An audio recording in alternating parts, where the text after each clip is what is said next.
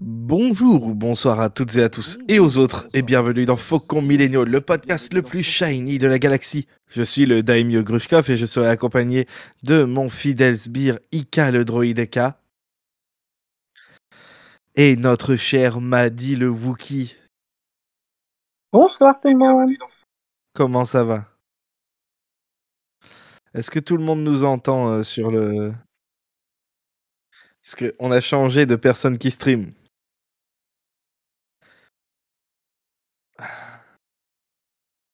Oui, on nous entend, donc très bien, très bien. On se retrouve donc aujourd'hui dans The Book of Millennials pour parler du 5e épisode du livre de Boba Fett intitulé Le Retour du Mandalorien. Cet épisode est réalisé par Bryce Dallas Howard et écrit par Jon Favreau.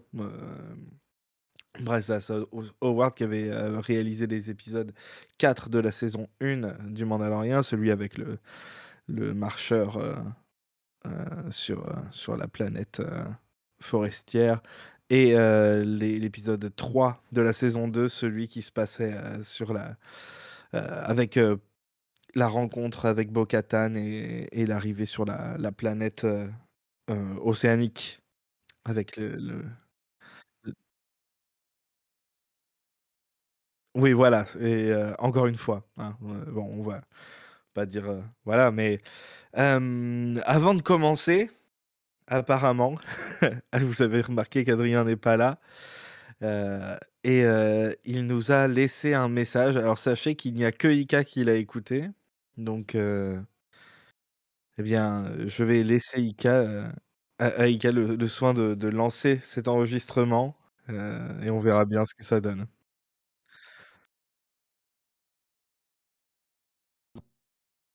Bonjour, je suis Adrien. Si vous écoutez ce message, c'est que je suis mort, ou que je peux juste pas être là vendredi soir. Je voulais vous dire à quel point j'ai aimé l'épisode, et que je l'ai vu vraiment 2 fois en moins de 24 heures, et qu'il est incroyable, et que j'ai versé une petite larme au moment où Dean évoque ce petit enfant si précieux, cette boule d'amour, cette créature pour qui je donnerais tout ce que j'ai en ma possession. Bref, c'était un épisode incroyable et très Adrien Corps. C'était vraiment bien. Merci. Merci à vous qui écoutez ce podcast avec nous depuis maintenant tant d'années. Merci à toi, Grushkov, qui passe ce message en direct. Merci également aux autres personnes qui seront là, qui seront présentes ce jour-là. Merci. Merci. Merci. Merci. C'est pas fini. Je vous aime.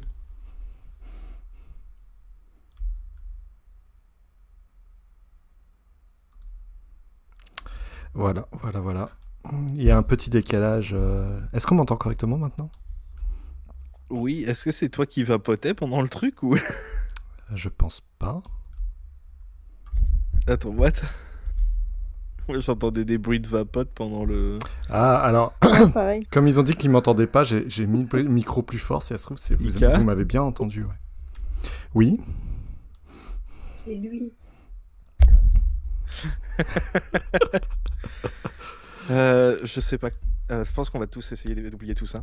Je sais pas ce qu'il a essayé de faire, mais... Je pense que c'est mieux pour tout le monde. J'avais prévenu. Hein.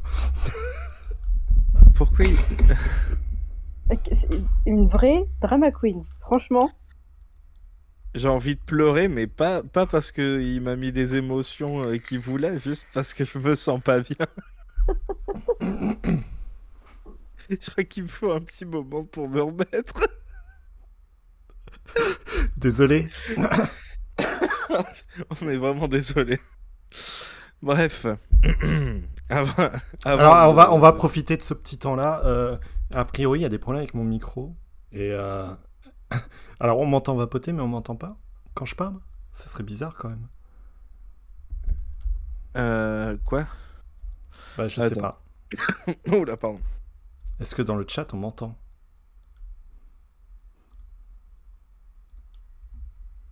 Mais on t'entend, hein? Ok, très bien. Bah parfait. Les Ok, gens, parfait. ils disent, on entend tous les bruits du monde chez toi.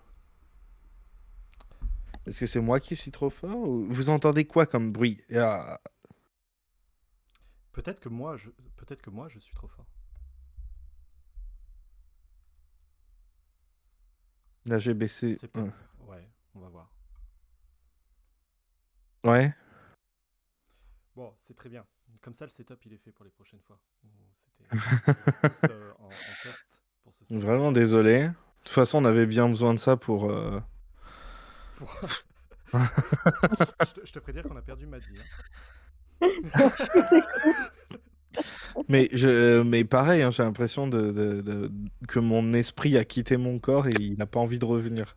Ah non, mais dès que j'ai entendu ça, moi j'étais en mode, mais qu'est-ce qu'il fait? Mais qu'est-ce qu'il fait? Je vous avais dit que les 5 premières secondes, c'était le plus dur à passer. Hein. L'annonce de sa mort, Non. c'est le plus compliqué. Moi, c'est l'annonce de sa mort qui m'a le plus... Monte le son, Ika, mais j'ai rien touché. Alors, j'ai vraiment rien touché, là. Qu'est-ce qui se passe? Oh, mais quelle bande de râleurs. Faut qu'on parle plus fort! Non, après, attendez, c'est qui que vous entendez pas bien? Juste moi ou tout le monde? Non, le plus dur à passer, c'est tout le message. C'est tout le message. Hein. Ressenti 30 minutes, je suis d'accord. Adrien, dilate le temps. J'aimerais dire que c'est pas le seul truc qui dilate, mais malheureusement. Ah, c'est potentiellement vrai. Hein. Ah. M'a dit quant à lui, son son est plus faible. C'est n'importe Tu quoi. as un gros compresseur, m'a dit. Bah non, pourtant. Est-ce que t'as un gros compresseur, Maddy? Oh, j'aimerais bien. Bon, et alors, sinon, cet épisode... Finesse, ça va être curse. Hein. Très bien, donc je vais vous laisser me donner votre avis sur cet épisode sans spoilers. On va commencer par Maddy pour qu'elle arrête de parler son compresseur là. Ça va? Non, mais oh. Bah moi j'ai adoré l'épisode. C'est juste que j'ai trouvé ça bizarre que ce soit un épisode de Boba Fett, évidemment du coup. Mais ouais non c'était cette entrée de Dean était juste. Non vraiment il était trop bien. Plus de Bryce Dallas Howard à la réelle. Et comme ça lui évitera de faire des NFT. Oui. Ah putain, oui, c'est vrai. Ika. Bah, moi j'ai aimé. J'ai aimé à peu près tout l'épisode, c'était trop bien. Mais mon avis est plus mitigé parce que j'ai l'impression d'avoir perdu un épisode de Boba Fett, comme beaucoup de monde. Mais sinon, tout le reste... En fait, j'ai des petits avis mitigés ici et là, mais mon avis global, c'est l'un des meilleurs épisodes du Mandalorian, quoi. Voilà. Très bien. J'ai passé un super moment devant, en fait.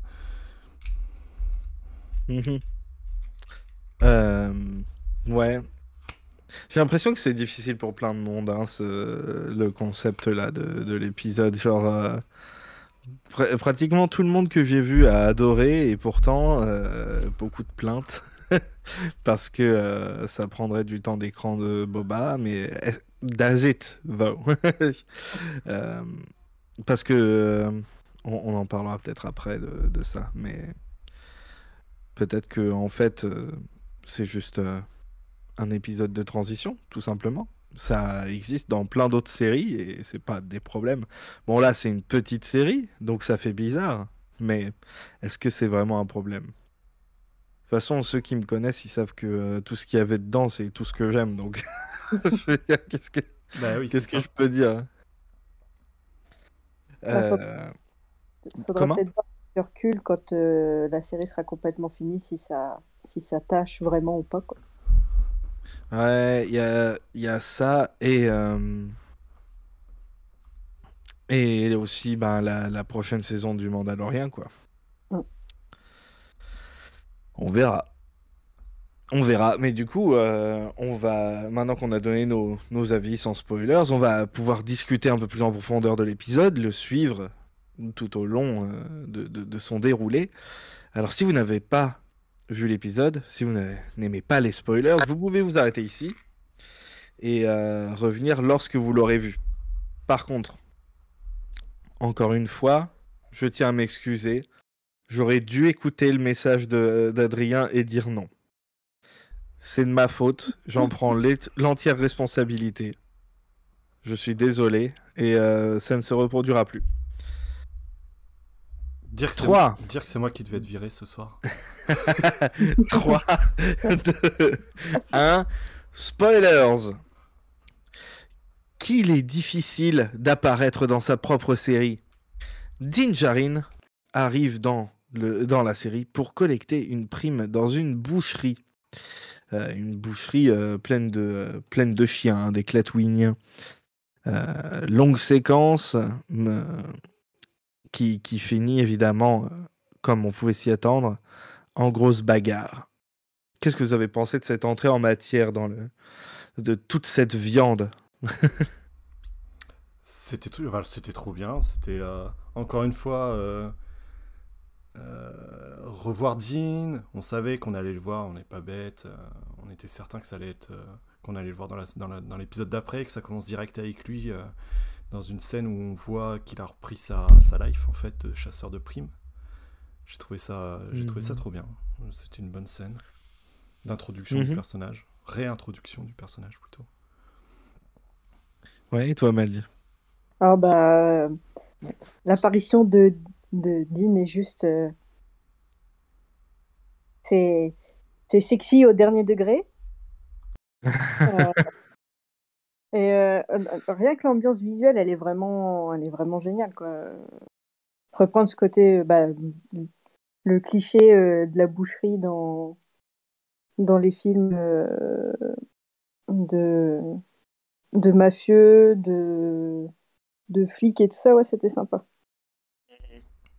Et puis la Corée de la baston, oh là là. Oui, bah voilà, du coup, tout de suite après, ça part en bagarre.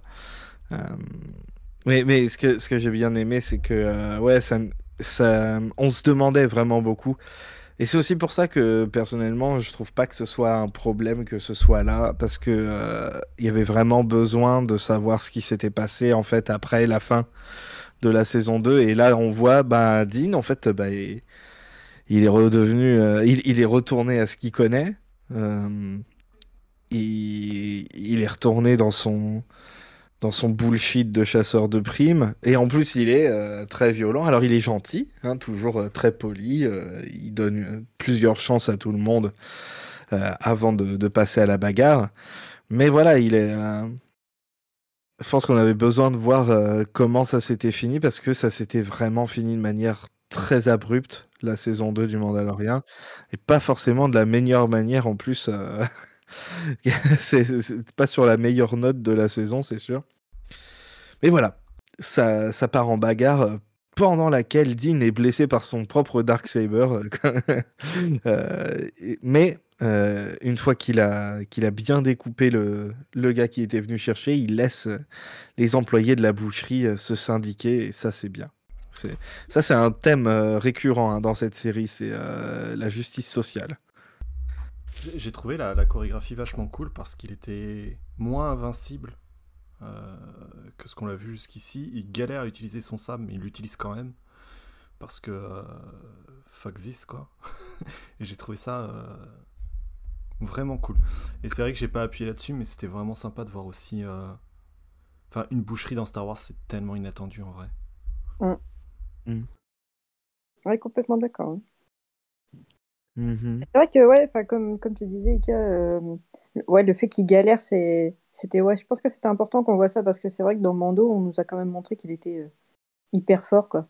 Genre quasi invincible presque. Donc, Bah, potentiellement, il galérerait pas autant s'il sortait son blaster et qu'il utilisait son bracelet et tout, en fait. Mais il veut absolument utiliser son sabre, quoi. Voilà. Mhm. Ce qui est rigolo, parce qu'il voulait le donner à la fin.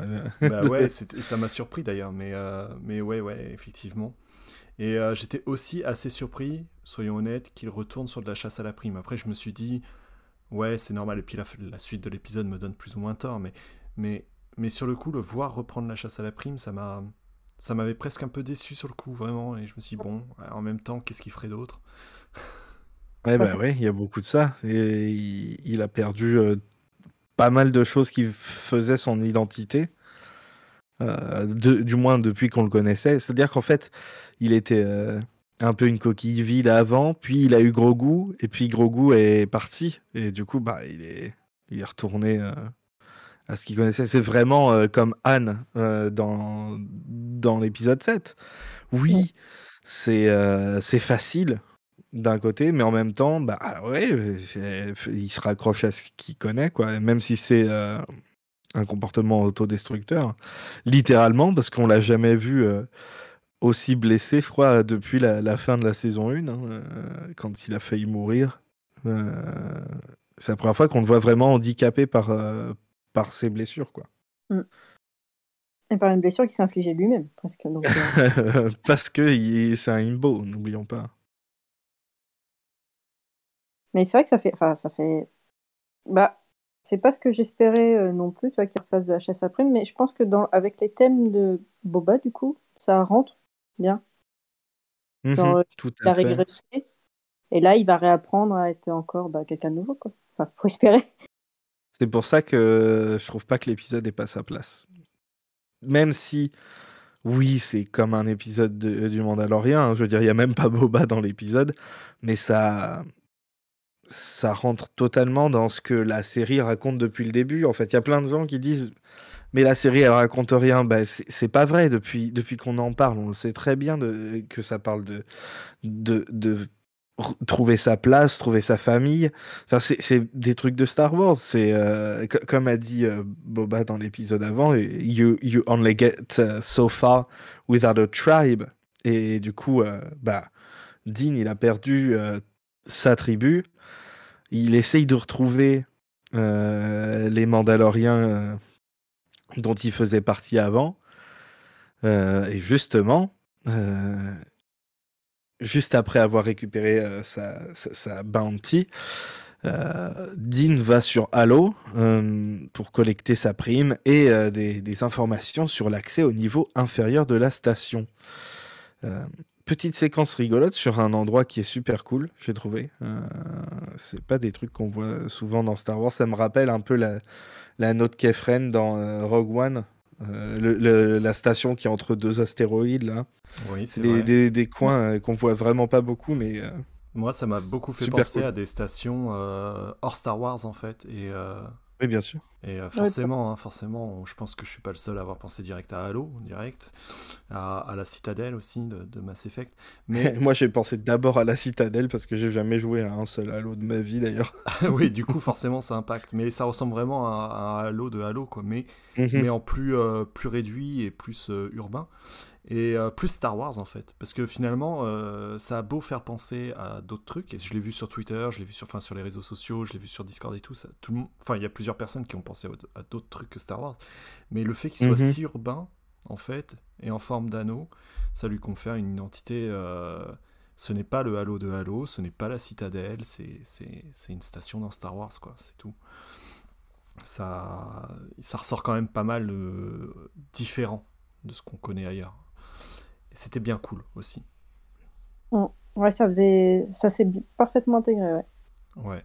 Et puis le plan, à ce moment-là, je pense que j'ai pas re-regardé cette scène-là. J'ai re-regardé quelques scènes avant le live là, mais je crois que c'est un plan séquence, toute la scène où il monte dans l'ascenseur et tout. Ouais. De souvenir. Entre le moment où il rentre et le moment où il ressort, c'est un plan Et séquence. c'est même un plan Mm. séquence jusqu'à ce qu'il rejoigne la table où il va. Je veux dire jusqu'à au moment où il rentre, jusqu'à ce qu'il y re-rentre en fait. Ah oui, oui, voilà, c'est ça. Et c'est c'est trop bien. Moi, je suis toujours fan des plans séquences. Je trouve que ça permet d'ajouter plein de détails dans le fond. Tu vois les gens dans le Mm. resto, dans la rue, dans l'ascenseur et tout. C'est bourré de petits détails. Ça doit pouvoir se visionner plusieurs fois et mater d'autres choses, quoi. Complètement, ouais. D'ailleurs, il y a l'alien absolument immonde, là, très rigolo. Celui qui lui parle. Je me souviens plus ce que c'est comme type de. Comme nom. Alors, moi non plus, j'ai même pas reconnu, pour être honnête. Ah, le commissionnaire avec le Ouais. bec dégueulasse, oui. Celui qui ressemble à un Est-ce qu'il- Picasso, ouais, c'est ça, le Coda. Ouais. Commence en L. Bah, merci, Un, Zek. un le dégueulasse. Merci, Zek. Un Licasso, du coup. Et oui, je propose. c'est vraiment super. Ah, un I, pardon. Bah, le mets pas en majuscule, Zek, enfin. Un Icasso, du coup. Bref, assez impressionnant, en fait. Il y a vraiment, on parle... Enfin, on a vu plein de trucs cool dans le Mandalorian, mais vraiment, dans Boba Fett, j'ai l'impression qu'on a vraiment augmenté d'un palier au niveau des tous les effets spéciaux, qu'ils soient en CGI ou en... Ah, c'est un Ishitib. Ou en pratique, les costumes et tout sont juste dingues, tous. Pas que sur Tatooine, on n'arrête pas de le dire, sur Tatooine, il y a vraiment des trucs de ouf, et là ça continue, en fait, c'est vraiment, vraiment le niveau supérieur. Ouais, je suis totalement d'accord. Globalement, c'est aussi pour ça que je disais c'était l'un des meilleurs épisodes du Mandalorian, parce que bon, bah, voilà, c'est ce qu'on a eu.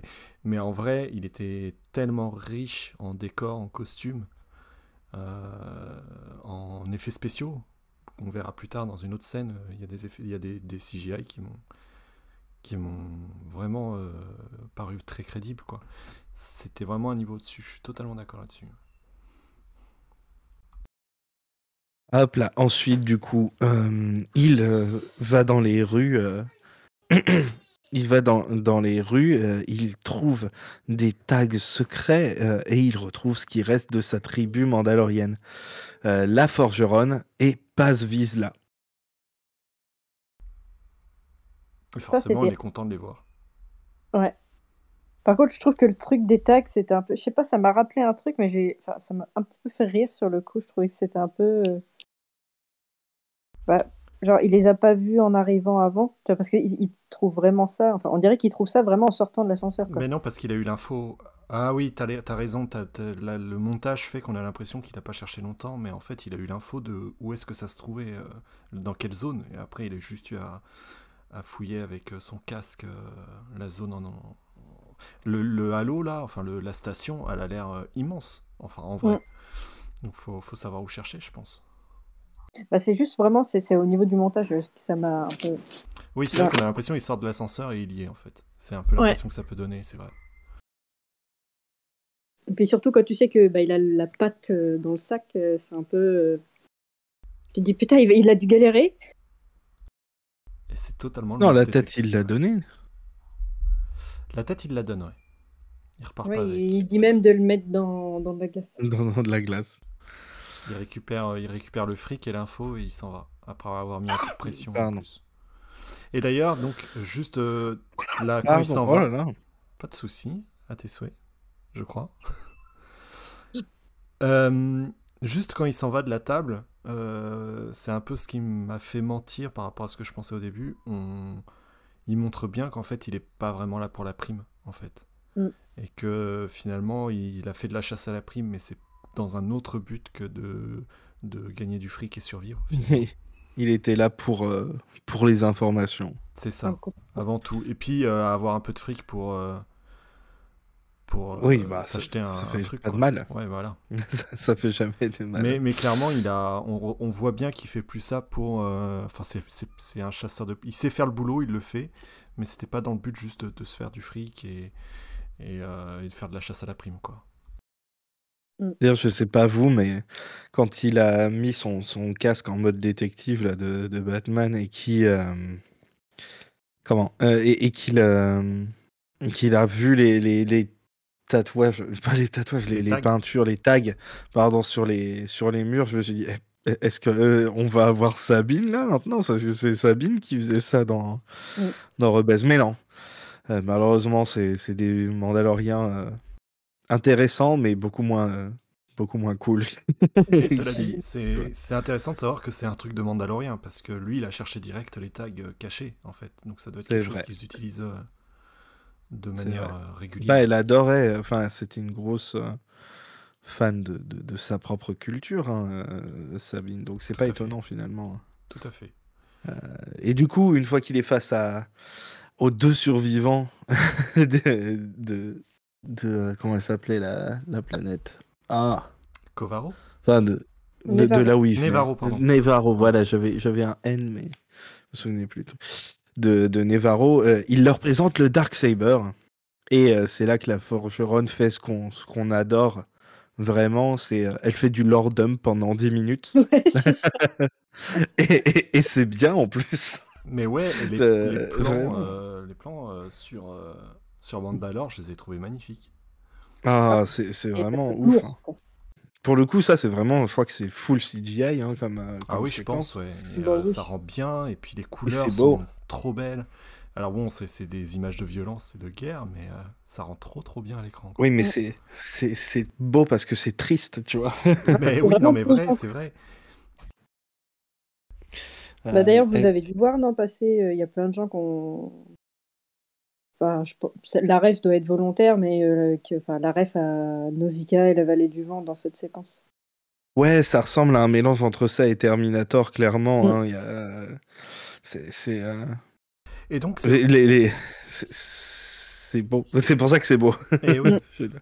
Et c'est aussi du coup une séquence où on apprend un truc super intéressant, c'est que eux, ils font partie des exilés qui étaient sur les lunes. J'ai plus le nom en tête des lunes, mais Elle ils le n'étaient dit, pas sur mais Mandalore et c'est pour ça qu'ils ont survécu parce que, alors on savait que c'était un groupe reclus de Mandaloriens, mais là ils disent clairement que ce sont des exilés de Mandalore, quoi, Mhm. des mais bannis, des parias. ils doivent vraiment plus en Ils résister. étaient sur Concordia. Vous savez, la Moon qui est. La Moon. Oui, c'est ça, La Lune Concordia. qui est explosée C'est ça, dans, exactement. dans Rebels, là. La lune des Euh, losers, ouais, c'est exactement ça. la Lune des losers, là où il y a Fenro. Et ces bouffons qui crèvent tous. Euh, et aussi, voilà, on a plus de. Enfin, on sait que l'histoire de Bo-Katan est connue. Et il y a enfin des réponses aux gens qui disaient mais Bo-Katan, elle l'avait eu pas par combat avant et ça avait marché, nanana. Et ben voilà. Et ben la réponse c'est oui, ils ont accepté. Et puis, enfin, en tout cas, une partie a accepté. euh, et ils disaient que ça portait malheur et ça a porté malheur. Ils avaient raison, en fait. Mm. Bon, après, même une horloge calassée, machin truc, 2 fois par jour. Ou Mais, alors leur voix mais est, bon. est la seule et la vraie. Peut-être. Non, je pense pas. J'en doute aussi. J'espère pas.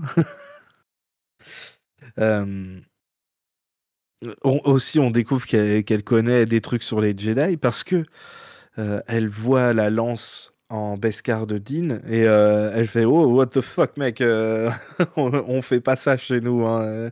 Le Beskar c'est pas pour les armes, c'est pour les armures. Donc il décide de le faire fondre. Et elle dit ça parce que c'est trop dangereux pour eux, en fait. Puisque ça peut Ouais, passer leur armure, en fait. voilà, c'est plus fort pour percer les armures en Beskar que les sabres laser, rendez-vous compte. C'est Bah, je sais pas vous, c'est mais je fun. trouvais que c'était un peu. Enfin, quand elle dit ça, à ce moment-là, je trouvais un peu que c'était en mode. Oula, si jamais il se retourne contre nous, ou que nous on se retourne contre lui, on est dans la merde. Ou que quelqu'un qui leur en veut, Oui. qui se... Enfin, ouais. Mais en même temps, est-ce qu'on n'est pas content qu'elle fasse ça parce que elle lui demande ce qu'il veut en faire et du métal qu'elle va en tirer. Et qu'est-ce qu'il dit? Eh bien, il demande à ce que ça serve pour commencer à faire une armure pour un petit foundling, son fils, gros goût. Ah, les meilleures Et, séquences, hein. et c'est là que j'ai pleuré. Et je pense que c'est là qu'Adrien a pleuré aussi. Je pense, sans trop me tromper, qu'on peut affirmer que c'est là qu'Adrien a pleuré. Non, c'est trop chou, c'est trop bien, et ça confirme qu'il veut le revoir, et ça confirme tellement de choses, et puis le petit sac, il est en forme de tête de gros goût, et tout Voilà. est parfait dans cette scène, t'as forcément les larmes aux yeux, quoi. C'est vraiment. Et c'est pour ça que je dis que c'était peut-être nécessaire qu'on ait ça, parce qu'on sait pas quand on va avoir la saison 3 du Mandalorian. Et ils se sont peut-être dit, hey, on a quand même laissé plein de trucs en suspens. Et salut Maddy. Ok. On a laissé plein de trucs en suspens Et en fait, et peut-être qu'il faudrait qu'on... Tu sais, ça fait comme une espèce d'épilogue. C'est ça, ça à- adoucit à- en à fait, la ça saison adoucit 2. la fin douce amère de l'épisode de la saison 2. Bah, ça l'adoucit énormément et ça rend plus facile l'attente de la saison 3, je trouve. Mhm. Et, Oui, je trouve aussi. Ouais, je suis totalement d'accord. Et enfin, la fin douce amère, plus amère que douce d'ailleurs de la saison 2, hein, en vrai. Ouais. En Mais, fait, il y a ouais. des promesses de trucs épiques, mais d'un point de vue personnel pour Dean, c'était pas... Mais d'ailleurs, on pas le sent, hein. terrible. Je sais pas, j'ai trouvé que dès les premières scènes où il est dans la boucherie et tout, hein, je trouve que. Alors c'est peut-être parce qu'on voit pas Grogu et c'est peut-être moi qui en fais trop, mais je trouve qu'on le sent plus lourd, le père Dean, quoi. On le sent. Bah, il est aussi plus violent, je trouve. Et un peu plus violent, ouais. C'est. Si on compare, c'est vraiment un peu le même début que la première saison. Et là, il n'hésite pas à couper le mec en plusieurs morceaux, hein, à la fin. Il est un peu... il a perdu son équilibre intérieur, C'est clairement. ça, il y a quelqu'un qui disait sur le chat, je suis remonté sur le chat pour voir, mais c'est vrai, il a raison, on le sent plus mélancolique. Le mot, je suis assez d'accord avec ça, il est plus mélancolique. Alors que bon, on voit pas sa tête, hein, mais je sais pas, c'est un ressenti effectivement entre le fait qu'il soit plus violent, et puis il est blessé, donc on le voit se déplacer de manière vachement plus difficile tout le long, là. Mhm. Enfin bref, c'est vraiment... Ok. Absolument. Je crois que Maddy est revenue, je la vois apparaître sur le Discord. Coucou Maddy. Coucou, c'est bon. M'a dit... Alors, est-ce que tu as détesté le passage où Dean il dit qu'il veut faire une armure pour Grogu? Ah bah non, c'était trop mignon. Vraiment, enfin, je sais pas, tout le monde attendait ça, quoi. Enfin, il y a je sais pas combien de fanarts de mur. D'ailleurs, il va avoir une armure un peu plus light, on dirait une côte de maille. Le peu qu'on voit, parce qu'on voit pas vraiment l'armure. Bah, en fait. peut-être que ça commence par ça. On sait pas ce qu'il y a en dessous, Dean. C'est vrai, tu as raison. Peut-être qu'ils ont tous, tu sais, par étape, chaque petit truc, tac, tac, tac, tac, tac. Et puis ça serait logique. S'il doit encore grandir, tu vas pas lui donner une armure déjà. C'est vrai. Plaque. Ça va pas être une armure définitive maintenant. Bref. Ensuite, elle l'entraîne à combattre avec le Darksaber, mais il est pas encore prêt, hein, comme on a appris maintenant, enfin depuis le changement de canon et depuis le roman Ahsoka surtout, on apprend que les cristaux Kyber, en fait, ils ont un peu leur propre volonté. Par exemple, c'est eux qui choisissent le Jedi qui va les prendre, des trucs comme ça. Et puis, on avait vu aussi dans Force Awakens, hein, le sabre laser qui choisissait d'aller à Rey plutôt qu'à Kylo. Et Dean et le Darksaber s'entendent pas trop. Ils ont du mal à... C'est le moins qu'on puisse dire. C'est vraiment le travailler moins qu'on puisse ensemble. dire. Et du coup, ça explique aussi pourquoi il était si lourdingue dans le premier combat. Et, Oui, oui. Il y a vraiment une volonté du sabre d'être le plus lourd possible pour Dean. Et ça rend super bien d'ailleurs parce que ça se voit. On voit que le sabre est lourd. Et ils ont vachement bien joué le truc. Et on voit vraiment, on a l'impression qu'il a une espèce d'énorme Claymore ultra lourde dans les mains, alors que c'est un sabre laser, quoi. Mm-hmm. Mais après, c'est parce que c'est dans sa tête, quoi. Et c'est ce que lui dit la forgeronne. Il faut qu'il trouve retrouve peut-être même son équilibre intérieur pour pouvoir. Ouais, et puis elle lui dit qu'il utilise trop la force brute, en fait, qu'il doit combattre avec le sabre, pas contre le sabre. contre l'adversaire et avec le sabre et pas contre le sabre, et qu'il l'utilise trop violemment et trop de façon brutale. Et d'ailleurs, la scène d'après, si on y vient prouver aussi ça. Ouais. Oui, est-ce que tu as des petits trucs à dire sur la scène de l'entraînement, Maddy? Ah bah c'était super stylé à voir. Enfin, je m'y attendais quand même comme scène, tu vois, c'était assez prévisible, mais c'était sympa à voir. Et surtout Dean qui tombe dans l'espace et qui revient en jetpack. Oh oh. J'ai trouvé ça très très comique. Bah, j'ai Au début. au jeu de combat cette scène, vraiment. Enfin, sur une petite zone filmée à l'horizontale comme ça, et bah, un des persos qui chute de la zone. Ouais, vraiment, ça m'a fait penser au jeu de combat, ça. Je me permets de rebondir, Natachou qui dit le meuf n'a pas eu de problème avec. En fait, on ne sait pas parce qu'on ne voit pas beaucoup combattre avec. Et il se fait botter le cul. Il se fait botter le cul super vite en fait. Mm. On le voit on le voit vraiment pas beaucoup utiliser le sabre au final, je trouve. Ouais. Là, en un épisode, on a bien plus vu le sabre en action dans les mains de Dean que ce qu'on l'a vu dans les mains du meuf. C'est le poids des responsabilités. Ouais, non mais clairement, il y a beaucoup de ça. Hein. Je veux dire, c'est littéralement une mise en forme de ce genre de conflit intérieur. C'est le Parce qu'il y a Mjolnir. ce truc-là avec Dean, c'est que souvent il sait ce qu'il doit faire, mais il sait pas, enfin, il ose pas se l'avouer à lui-même. Et du coup, il est toujours déséquilibré en fait, tout Le simplement. cul entre deux chaises, totalement tout le temps. Oui, voilà. Évidemment, il y avait un Vizsla, donc Paz Vizsla provoque Dean en duel parce que c'est un Vizsla et parce que ça a été le sabre laser de Tar Vizsla dans le passé et de l'autre con dans Clone Wars. Disons que son arbre généalogique a une histoire avec le sabre, quoi, assez forte. Voilà. C'est vraiment le descendant du créateur de sa famille, hein, tout simplement. Et du sabre, du coup. Qui avait fait le sabre. Oui, pardon. Le descendant du créateur de sa famille. Oui, mais en fait, je pensais que tu parlais du Je clan. suis perdu. Parce qu'effectivement, le Jedi Mandalorian, c'est lui qui avait fait le clan Vizsla, c'est le fondateur du clan. Voilà. Donc, il a fondé les deux. Et donc, ils se battent. Et Dean très vite perd le Darksaber en fait parce que il sait toujours pas l'utiliser. Hein, et c'est rigolo parce que une fois qu'il a perdu le sabre, il est beaucoup plus à l'aise dans le combat.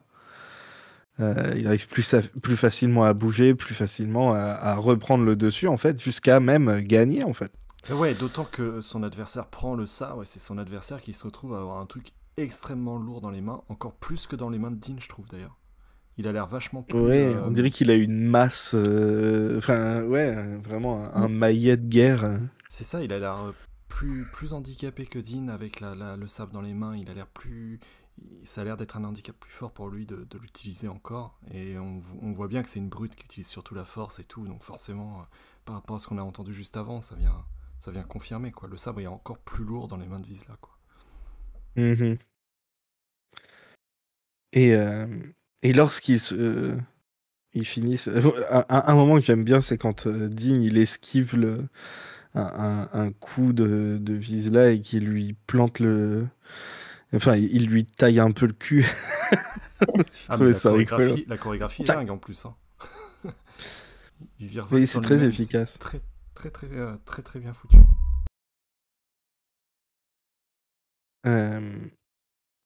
Et lorsque Dean a enfin pris le dessus, qu'il a le couteau sous la gorge, littéralement de Paz, là,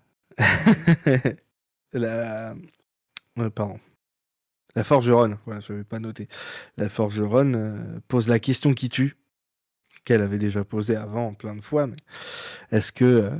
Oh, pardon. Qu'est-ce qui se passe ? Voilà, j'avais besoin de bailler. Est-ce que ils ont retiré leur casque devant d'autres gens? Paz, évidemment, ne l'a pas fait parce que c'est facile quand t'as pas de vie, hein, de pas retirer ton casque. Je veux dire, tu rien d'autre à faire que de garder ton casque sur la tête tout le temps. Mais Medine. Medine, Ah bah Dean, il mais devait transpirer à grosses gouttes sur son casque.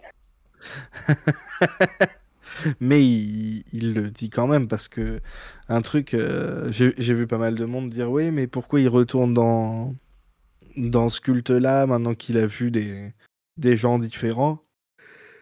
Mais oh pardon, oh je rebaille. Mais C'est compliqué cette c'est histoire. ce qu'il a connu toute sa vie en fait. Forcément, même s'il a vu d'autres façons de faire, ça veut pas dire qu'il va tout de suite accepter que les autres font différemment. Et enfin c'est ses croyances, c'est littéralement C'est sa plus que religion. ça. Il le dit même encore après. C'est plus que C'est ça, toute et son identité. c'est plus que ça, et c'est en rapport d'ailleurs au thème de la saison, je trouve, mais c'est sa famille. Voilà. C'est littéralement sa famille, c'est sa seule famille. D'ailleurs, quand il revient, il dit, mais on est combien? Et Vizsla lui répond, on n'est plus que 3. Enfin, moi j'étais triste à ce moment-là d'ailleurs, hein. Ça a beau être des gros cons, j'étais triste, tu vois. Ouais, ils sont tous morts. Mais en fait, le truc, c'est que c'est des cons, mais pour l'instant, de ce qu'on a vu, c'est pas des cons dangereux. Ils sont juste cons dans leur coin, tu vois. C'est ça, Mm. oui, ça, ouais, exactement. Et ce qui... La seule fois où on les a vus en action, c'était pour protéger Dean et le bébé. Bon, voilà, on a fait pire Non, mais ça comme c'est sûr. extrémiste religieux. Ça c'est clair, je suis totalement d'accord. Et d'ailleurs, sinon on aurait probablement beaucoup moins d'empathie sur cette scène-là. C'est pour ça que je trouve la forgeronne très cool comme personnage parce que on sait qu'elle a tort. Et peut-être même qu'elle-même, elle le sait. Mais elle a quand même de la... Elle n'est pas inhumaine. Elle est froide, souvent. Mais clairement, elle est beaucoup plus sympa que pourrait l'être n'importe quel chef de culte. Ouais, totalement. Elle est même beaucoup plus Elle sympa que protège. certains alliés qui ont été aux côtés de Din Djarin au long des saisons précédentes, hein. Mhm. Elle n'hésite pas à partager ses connaissances. Elle cache jamais des trucs à Dean. En tout cas, pour l'instant. Elle lui donne les informations qu'il faut. Elle accepte Grogu dans la tribu alors que c'est un Jedi. Quand même. Je vais dire, alors qu'elle a dit que c'était littéralement leurs ennemis mortels. Ah, c'est pas encore un Jedi, il est censé Oui, de la... mais il l'a laissé chez les Jedi. Oui. C'est Mais non, de la clairement, je suis d'accord, je suis totalement d'accord, hein. C'est un personnage qui est, disons, qui est plein de bon sens et qui est protecteur envers le personnage principal. Donc on a de l'empathie, même si nous on sait que derrière c'est Mhm. des extrémistes religieux, bah, ça n'empêche pas que dans les faits de ce qu'on a vu, pour l'instant c'est un personnage qui est sympa en fait et qui est pas antipathique du tout. Et du coup, Ouais. ça rend cette scène très Natacha, ils très sont triste, sûrement hein. tous. Oh, Bah, je sais pas ce qui m'arrive ce soir. il y a juste un truc, j'ai l'impression qu'à chaque fois qu'elle dit un truc à Dean, tu sais, elle est un peu dans... J'arriverai pas trop comment expliquer. Tu sais, c'est un peu genre, c'est pas de la menace, mais c'est de la mise en garde, un peu en mode fais gaffe à ton cul parce que. Mais c'est pas une mère de famille. C'est un beau être sa seule famille, c'est pas une mère de famille. Non, C'est une voilà, chef c'est de pas ça. culte. C'est quand Ouais, même. C'est bien voilà. le problème. C'est ça, et elle se pose dans ce rôle-là et elle le fait bien. Ouais, mais tu vois, c'est le côté, tu vois, il y a un petit peu de la mise en garde menace, c'est un petit peu. Enfin, je sais pas, c'est peut-être qu'une. Exactement ce qu'elle lui fait là, quand il lui apprend que il a retiré son casque. Bon, bah, c'est direct un apostat, mais oh oui, oui, tu peux toujours faire c'est un clean slate si tu vas dans cet endroit-là qui n'existe plus. Et this is the way. C'est ça, pragmatique. Elle se fout bien de sa gueule à ce moment-là, hein, putain. Ouais. Clairement. Mais en même temps, jusqu'ici, elle a aussi toujours cru en lui. Genre, elle dit this is the way de manière, enfin, de manière rigolote quand même un peu, hein, mais s'il y arrive, bah, this is the way dans tous les cas. Ah ouais, C'est mais que je pense qu'elle s'y c'était tiendrait, ouais, clairement. c'était le but, quoi. Si tu y arrives, c'est que c'était la voie. Si tu n'y arrives pas, c'est que c'était la voie, tout simplement. Et j'ai tendance à croire qu'elle savait. Elle connaît Dean, elle doit Oh. connaître Dean Parker et elle savait pour le casque. En vrai, elle pose la question parce que à ce moment-là, il faut sauver Vizsla en fait. Oui, il va quand même pas tuer le dernier qui manquait. Je pense pas que Dean l'aurait fait. Ceci dit, il est tellement, comment dire, déséquilibré, enfin, intérieurement, que peut-être Ouais, qu'il l'aurait fait. et puis normalement, c'est un duel à Un mort. duel, c'est à mort. Voilà. Et je pense que Dean, juste pour respecter le truc, il aurait été au bout, tu vois. Même si ça l'aurait impacté, tu vois. Parce que this is the way, quoi, c'est tout.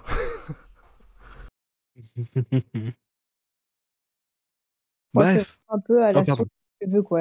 This is the way. Oui, C'est comme ça, c'est ça. t'arranges. Et puis, Mais c'est voilà. ça, elle le savait au fond. Enfin, elle devait savoir qu'il avait déjà enlevé son casque, elle le connaît, elle sait enfin, elle savait quoi. Mais elle l'a utilisé à cet instant-là, elle l'a pas utilisé plus tôt, elle aurait pu. Elle l'a pas, elle en a pas fait un apostat avant, alors que je pense qu'elle savait. Bon, là, il y avait une condition qui fait qu'elle l'a fait quand même et qu'il valait mieux ça qu'autre chose.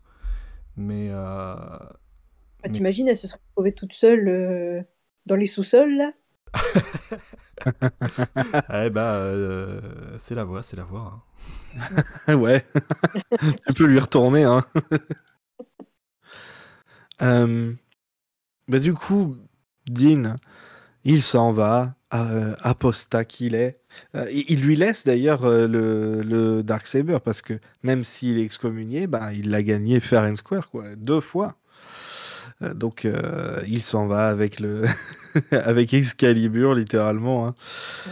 Et il prend le bus pour Tatooine, dans une séquence qui...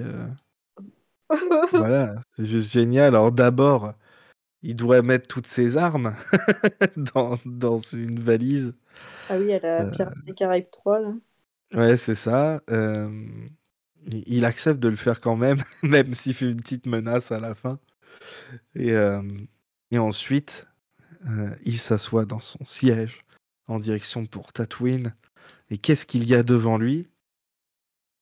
Un petit gamin vert, avec des Un oreilles. bébé vert, ouais. Un Un bébé enfant vert. Alors, juste comme ça, moi j'ai crié sur la scène des armes parce que le RX-24, quoi. Le robot, c'est le robot de l'attraction Disney. Et j'étais Bien heureux. sûr, c'est Rex. Il y a on voit un truc commercial, enfin un transport commercial, une ligne commerciale dans Star Wars, et ils mettent le RX-24. Désolé, hein. C'est l'une des scènes Bah, qui m'a marqué, quoi. J'étais tellement heureux de le voir, en vrai. Ah bah, c'était le truc à faire. Après, j'étais moins surprise de le voir parce on en a déjà vu un dans la cantina à Mos Espa. Ouais, Mais oui, bien sûr. Le voir là, ouais, c'était vraiment... C'est différent, quoi. Il était dans son rôle, dans le rôle dans lequel on attend ce droïde-là. Et je sais pas, moi, ça m'a fait chaud à mon petit cœur. Non, ouais, c'était vraiment trop bien trouvé. Puis la scène des armes qui est tellement longue. Oui, Et je me évidemment. suis dit, forcément, c'est qu'il va se faire piquer le coffre, tu vois. Tu te dis, il y a forcément un but à montrer ça aussi longtemps, tu vois. Non, c'est juste drôle. Non, c'est juste drôle, voilà. Des fois, en fait, c'est un truc que j'aime beaucoup dans cet épisode-là, c'est que c'est juste... tu passes juste du bon temps. À partir du moment où il part pour Tatooine, c'est juste du bon temps. Profite. Ça veut peut-être dire que les prochains, ça va être la merde. Mais pour l'instant, tu profites, même si voilà, t'as le petit paquet. Enfin, Dean, il pense que à son bébé, quoi, hein, tout le temps. Mais c'est vrai que t'as raison, là, ce que tu viens de dire, c'est que c'est un épisode qui est juste là pour faire du bien. Tout le long de l'épisode, c'est même les scènes qui suivent, les scènes d'avant, c'est là pour faire du bien. Même s'il y a des petits trucs tristes, genre, bon bah voilà, ça devient un apostat et il a perdu sa famille, et voilà. Mais c'est quand même un épisode qui, globalement, son rythme, les scènes, ce qu'on nous propose, etc., tout nous fait du bien. C'est génial. Bah, ça fait un peu peur, par contre, du coup. Ça fait vraiment calme avant la tempête, du coup. Ah, c'est sûr, ouais. J'espère que ça va T'étais... passer. On t'a vu, Cruche. Oui. Pardon.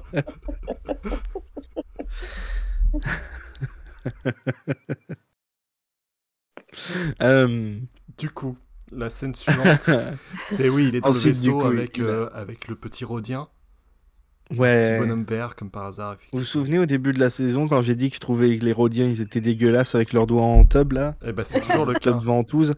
Bon bah finalement, Ah non, non, c'est toujours le cas. Hein. ils sont mignons malgré leurs doigts en tub. En tub ventouse là. Quelle horreur leurs doigts. En fait, il suffit de pas regarder leurs doigts, ils sont juste moches, tu vois.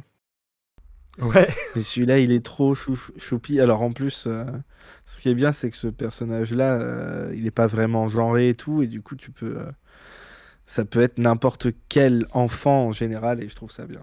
Mm. Il n'y a pas de code couleur. Enfin, l'enfant a du rose, du bleu, du rouge sur ses vêtements. C'est pas, enfin, plus de ça, s'il vous plaît. C'est pas, C'est totalement à vrai, aucun ouais, c'est moment trop cool. on nous dit c'est une petite fille ou un petit garçon. C'est juste un enfant. Et ça, j'ai trouvé ça, ce petit touch très intéressant. Et ce qui était aussi intéressant, c'est que c'est le 2e épisode de suite réalisé par Bryce Dallas Howard où ça parle beaucoup des enfants. Et, et je pense que elle aime bien les enfants. Et c'est pour ça que ces épisodes sont toujours les plus fun et ceux qui sentent le plus la joie de vivre, j'ai l'impression. Tu sais qui aime bien des enfants et en a mis dans son Star Wars aussi? Mm. Ryan Johnson. Non, mais vraiment, en vrai, c'est cool. Ah oui. Eh oui. T'as Non, cru mais que j'allais ouais. faire une blague horrible là. Ouais, je croyais que t'allais dire tu George t'attendais au Lucas pire, par là. rapport à l'épisode 3. Ouais, non, effectivement. Non, Lucas, on voit qu'il aime pas les enfants, du coup, justement. non, ouais, Non, clairement. c'est horrible en plus, c'est même pas vrai. Il Ouais, les tu sens que déteste. Bryce Dallas Howard, elle est maman, quoi. Il y a zéro doute dessus, quoi. Ouais, du coup, t'as toujours ces trucs-là incroyables. Et pas que dans les trucs qu'elle réalise, même dans les trucs dans lesquels elle joue, juste. Elle a souvent un peu ce côté-là, personnage maternel et tout ça. Mhm. Ah, du coup, j'aimerais bien l'avoir faire plus de trucs vraiment centrés sur la parentalité et tout ça dans Star Wars. Bah, Parce le que c'est- Mandalorian. Oui, mais un truc à elle, tu vois. Parce que même cet épisode, en fait, il continue de parler de parentalité à fond, en fait. Hein. Enfin, Ouais, plus de c'est un petit famille, en peu fait. Mais, Voilà, la série Book of Boba, ça parle beaucoup de famille au sens large, mais pas trop de la parentalité. Ça, c'est vraiment le truc de Dean, pour le coup. Oui. Je parlais de cet épisode, Qu'il apporte vraiment. un peu à... C'est pour ça que c'est cool qu'il arrive là, parce que il va rejoindre et on va avoir vraiment 2 concepts de famille, et je pense pas que Dean il va rejoindre celle de Boba, mais il va voir à quel point il va mieux, Boba, depuis maintenant qu'il a sa propre famille. Il va se dire, oh, peut-être qu'il faut que j'aille le chercher maintenant, mon fils. Boba, ça sera la famille étendue, celle que tu vois pas C'est ça, trop. c'est vraiment le tonton et tout. Tu les vois pas souvent parce qu'ils font des trucs shady, mais tu les aimes quand même. Et donc il arrive sur Tatooine, sur lequel on retrouve Peli la Beste, aux prises avec un Womp-Rat qui essaye de manger un Bidi. Comment vous avez réagi quand vous avez vu le droïde Bidi? Ah, j'ai hurlé. Bah oui, forcément. Il n'y a pas d'autre réaction possible. J'avais fait... Genre, oh, c'est un Bidi! Ouais. Et pouf, il se fait bouffer direct, genre, what the fuck. L'ascenseur émotionnel incroyable. Surtout que j'ai juste de rejouer au jeu, là, j'ai fini il y a quelques jours. Et au final, c'est trop bien parce que ça fait partie... D'ailleurs, c'est aussi l'un des points forts de l'identité de cet épisode, c'est que ça vient toucher notre cœur sensible avec Bon, c'est du gros fanservice, hein, faut dire ce qui est. Ah oui, quand c'est même, sûr. hein. Mais c'est plaisant et c'est pas insistant non plus, quoi. Enfin voilà, pour n'importe qui d'autre, l'épisode c'est un droïde, quoi, point barre. Et il est un peu mignon et après il boite parce qu'il s'est fait un peu casser la gueule et puis... Mais ouais, et du coup c'est touchant, quoi qu'il arrive, même si on connaît pas le droïde. Et c'est pareil pour le RX-24, c'est pareil pour... c'est dans C'est tout pareil l'épisode, pour il y a tout vraiment dans ça, cette ouais, série. voilà, c'est ça.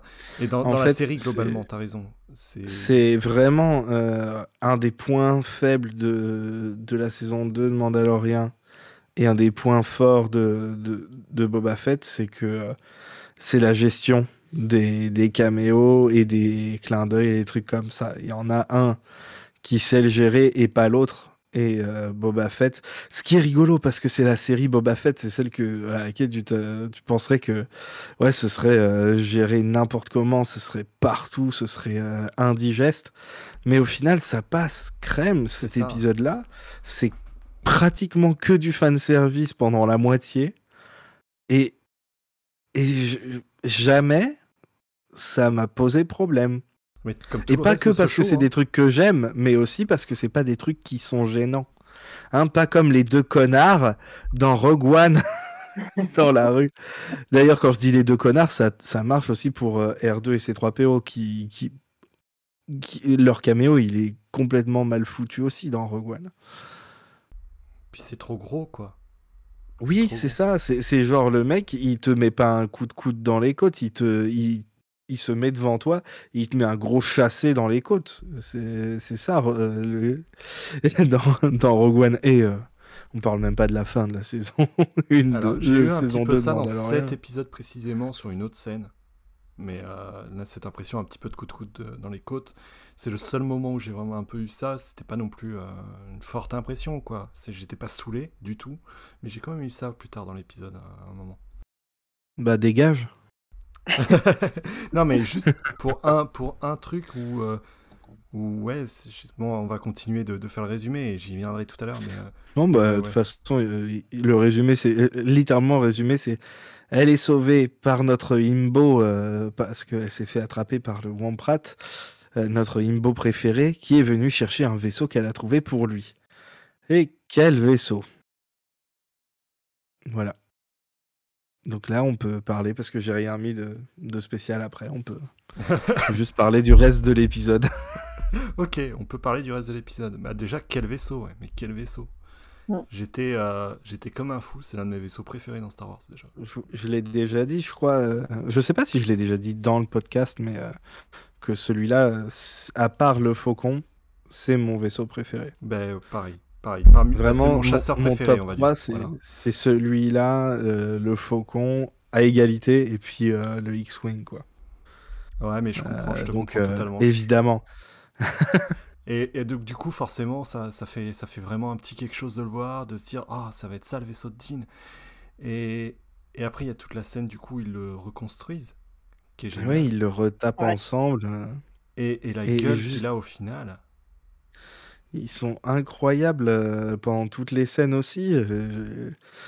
C'est fou comme sur le papier, il se passe rien, mais c'est juste trop plaisant à regarder. C'est ça, C'est c'est exactement ça. vraiment. Ça fait du bien, comme le reste de l'épisode. Ça te fait juste, ça Mm. fait du bien, quoi.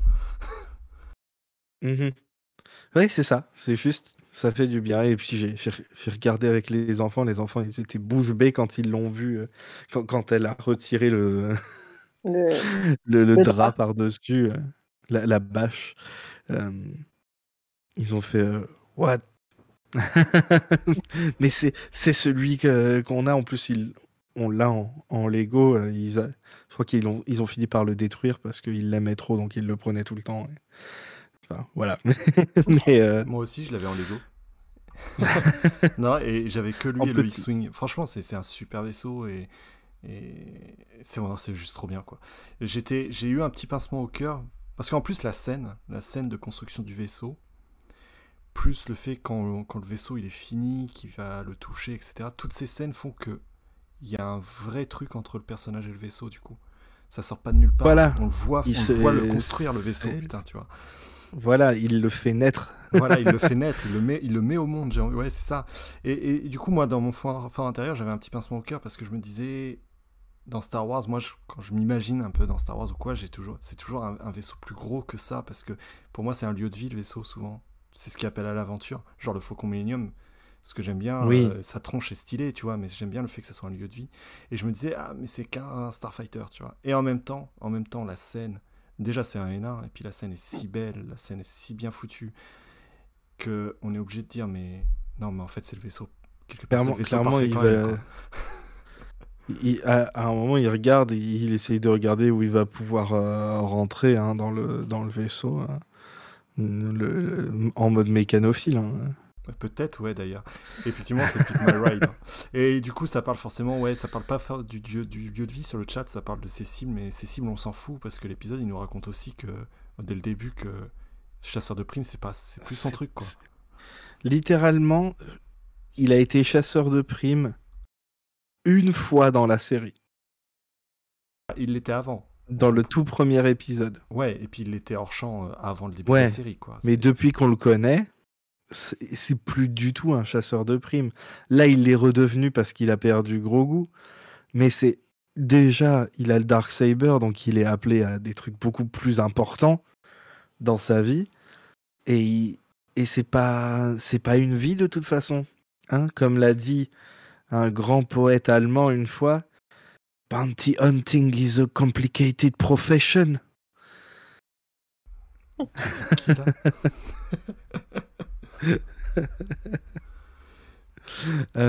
Et du coup, cette semi-polémique à la con, elle a pas de sens, quoi, parce qu'on s'en fout, en fait. C'est pas chasseur de primes, c'est plus vraiment ce qu'il est, finalement. Et puis, en plus, où est-ce qu'il va mettre ses cibles, où est-ce qu'il va habiter et tout. Moi, je vais vous poser une question. Il avait pas de vaisseau, là, pendant plusieurs mois. Ça n'a pas travaillé. Où est-ce qu'il habitait? Où est-ce qu'il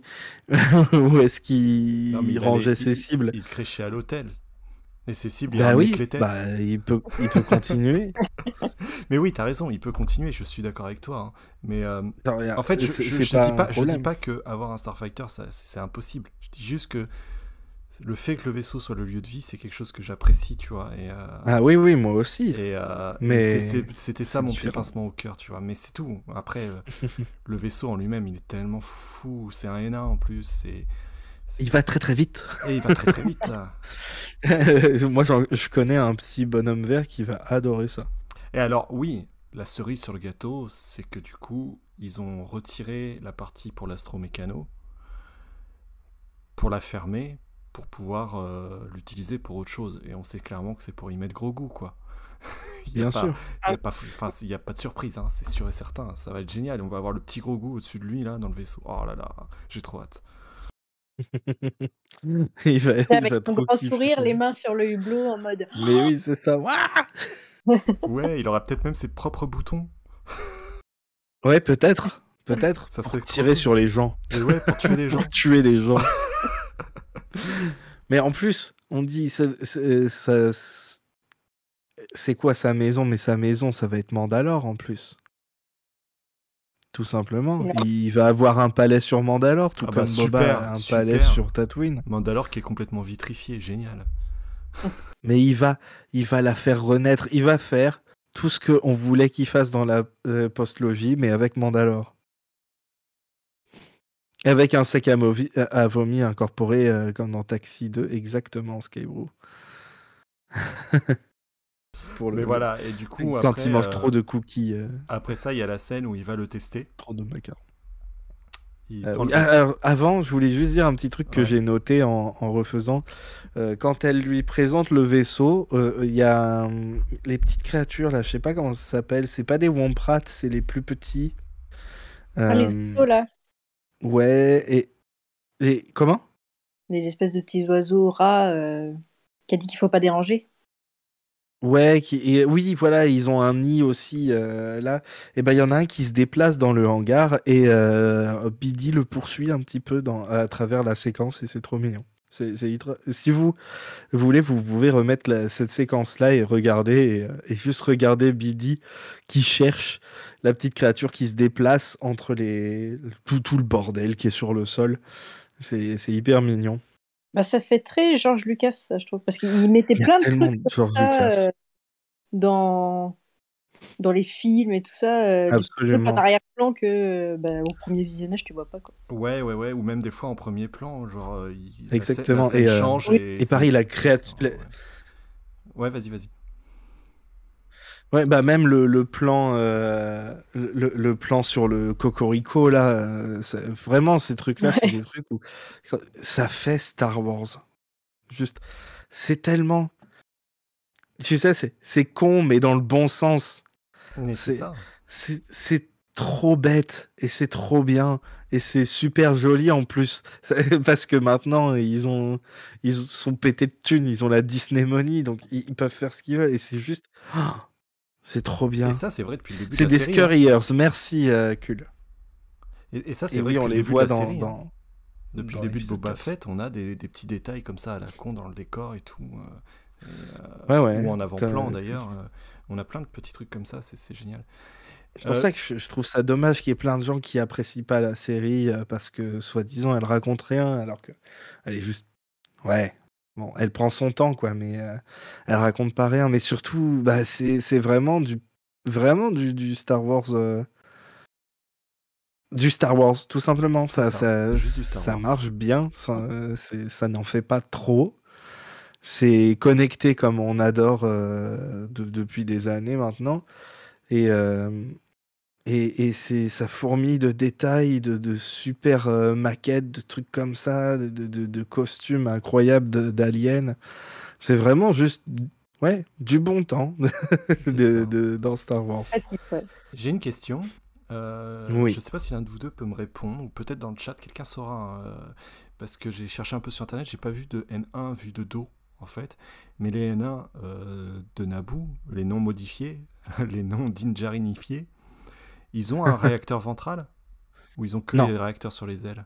Non, moi j'en avais un. Quand j'étais petit, j'en avais un. Ils ont pas de réacteur en dessous. Ça, c'est un ajout. Celui-là, ça c'est à eux. Pimp Ça. My Ride, on est d'accord. Ouais. Ouais, il me semblait bien aussi. Il rend hein. super bien en plus. Mais ouais. Alors qu'il est pas d'origine. Il rend super bien. Mais justement, voilà, il fait le test. Un Ika. Ouais. Déjà, on peut dire, parmi tous les clins d'œil, on voit Dean qui démarre le vaisseau. La première fois, ça fonctionne pas. Et la deuxième fois, il y arrive. Et quand il y arrive, d'ailleurs, on le voit allumer Le feu. tous les boutons, switcher tous les boutons, exactement comme Anakin l'avait fait à son époque. Exactement. Donc, Et, voilà, et petit du détail, coup, mais ils s'envolent. C'est là que les CGI, je les ai trouvés superbes, en vrai. C'est là que je c'est me suis dit- impressionnant. C'est là que je me suis dit, putain, c'est vrai que quand même, c'est beau, quoi. J'avais pas osé le dire sur les autres reviews, mais il y a un moment, il y a une scène dans un épisode où je trouvais qu'on voyait l'écran derrière.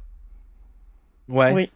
Et je Bon, l'avais ça pas dit arrive parce des qu'en fait, au moment où en fait l'épisode j'étais enthousiaste et au moment où on en a parlé, en fait j'ai un peu zappé, mais en re-regardant la saison, en revoyant la scène, je me suis dit ah putain c'est vrai qu'ici on voit l'écran quand même, je trouve. Et je me disais oh, la post-prod elle est pas ouf, mais enfin et c'est faux en fait, la série elle est super bien foutue et cet épisode en particulier, je me suis vraiment dit avec quand il démarre son vaisseau et qu'il s'en va. Oh, ils ont les moyens, enfin ils ont mis les moyens quoi, ils ont la Disney Money, ça se sent. Et, Je Mais pense, c'est ouf. Hein. Vas-y. là où ça se voit, entre guillemets, je pense que c'est volontaire pour garder le côté un peu kitsch des films originaux, quoi. Enfin, je pense que ils ont trop d'argent pour mal cacher ça. Il y a des Alors trucs, après, c'est vrai que les personnes qui travaillent dans les effets spéciaux, elles sont pas très très bien payées ni très bien considérées, mais c'est vrai, c'est totalement ils font vrai. un travail beaucoup trop propre. Mais tu vois, Ouais. non, mais par exemple, pour le coup de l'écran, Mandalorian est entièrement tourné déjà sur cette technologie de décor avec un écran, et je l'avais jamais vu. Moi, l'écran m'a jamais je l'ai vu, jamais je l'ai Ouais. perçu, rien. Pareil. Et d'ailleurs, dans cette série-là, ça me l'a fait qu'une seule fois à un moment, tu vois. Mhm. Et je m'étais dit à ce moment-là, peut-être que Boba Fett, ils ont un peu moins de budget que Mandalorian, machin et tout. Mais c'est faux, c'est totalement faux. Cette scène Peut-être où il qu'ils est en dans le ont vaisseau, moins, elle est mais tellement folle. C'est génial. Et ouais, Kul, t'as raison. Le son, le mouvement, le démarrage du moteur. même le moteur à l'avant là, Oh, ça sort c'est aussi bien, c'est totalement le extraordinaire. pod. C'est trop une vibe bête de et fou. drôle. C'est trop bien.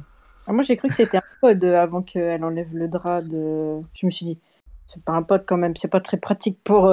C'est Oui, je quoi, crois que moi Tuki aussi aussi a cru que c'était Ouais, un moi pod aussi, au début. moi aussi. Avant qu'elle enlève le drap, j'ai cru que c'était un pod Oui. racer. Et puis du coup, la surprise a été encore meilleure quand tu t'y C'est attends clair. pas. Mais même, en fait, au début qu'elle a enlevé le bras, le truc, il est tellement désossé qu'au tout début, au premier regard, j'ai quand même, ça m'a juste, j'ai cru que ça confirmait que c'était un pod, moi. Ah non, moi, je trouvais que c'était trop petit, tu vois. Quand elle a enlevé le drap. Et du coup, après la scène où il vole, et il fait un peu l'essai du vaisseau, il apprend un peu à le maîtriser, il l'appréhende, On voit qu'il a un peu de mal au début. Et Il refait la course de la et Bunta. il repasse sur tous les décors de la Bunta. Et c'est cette scène-là, c'est la seule scène où j'ai eu l'impression de recevoir un petit coup de coude dans les côtes, tu vois, en disant « Hé, regarde. » C'est le seul moment, voilà. Mais ça va non plus, c'est pas dingue. C'est pas non plus à m'en dégoûter, loin de là. J'étais pas du tout saoulé. Mais j'ai trouvé ça un peu moins subtil, surtout que ça dure. Pourquoi Ouais. Bah, c'est vrai. C'est vrai, mais en même temps, de l'autre côté, je me dis, ça fait combien d'années qu'ils basent beaucoup de leur com sur la haine de la prélogie, genre tous les films de JJ, c'était vous allez voir, c'est pas comme la prélogie, l'épisode 7, vous allez voir des trucs comme ça.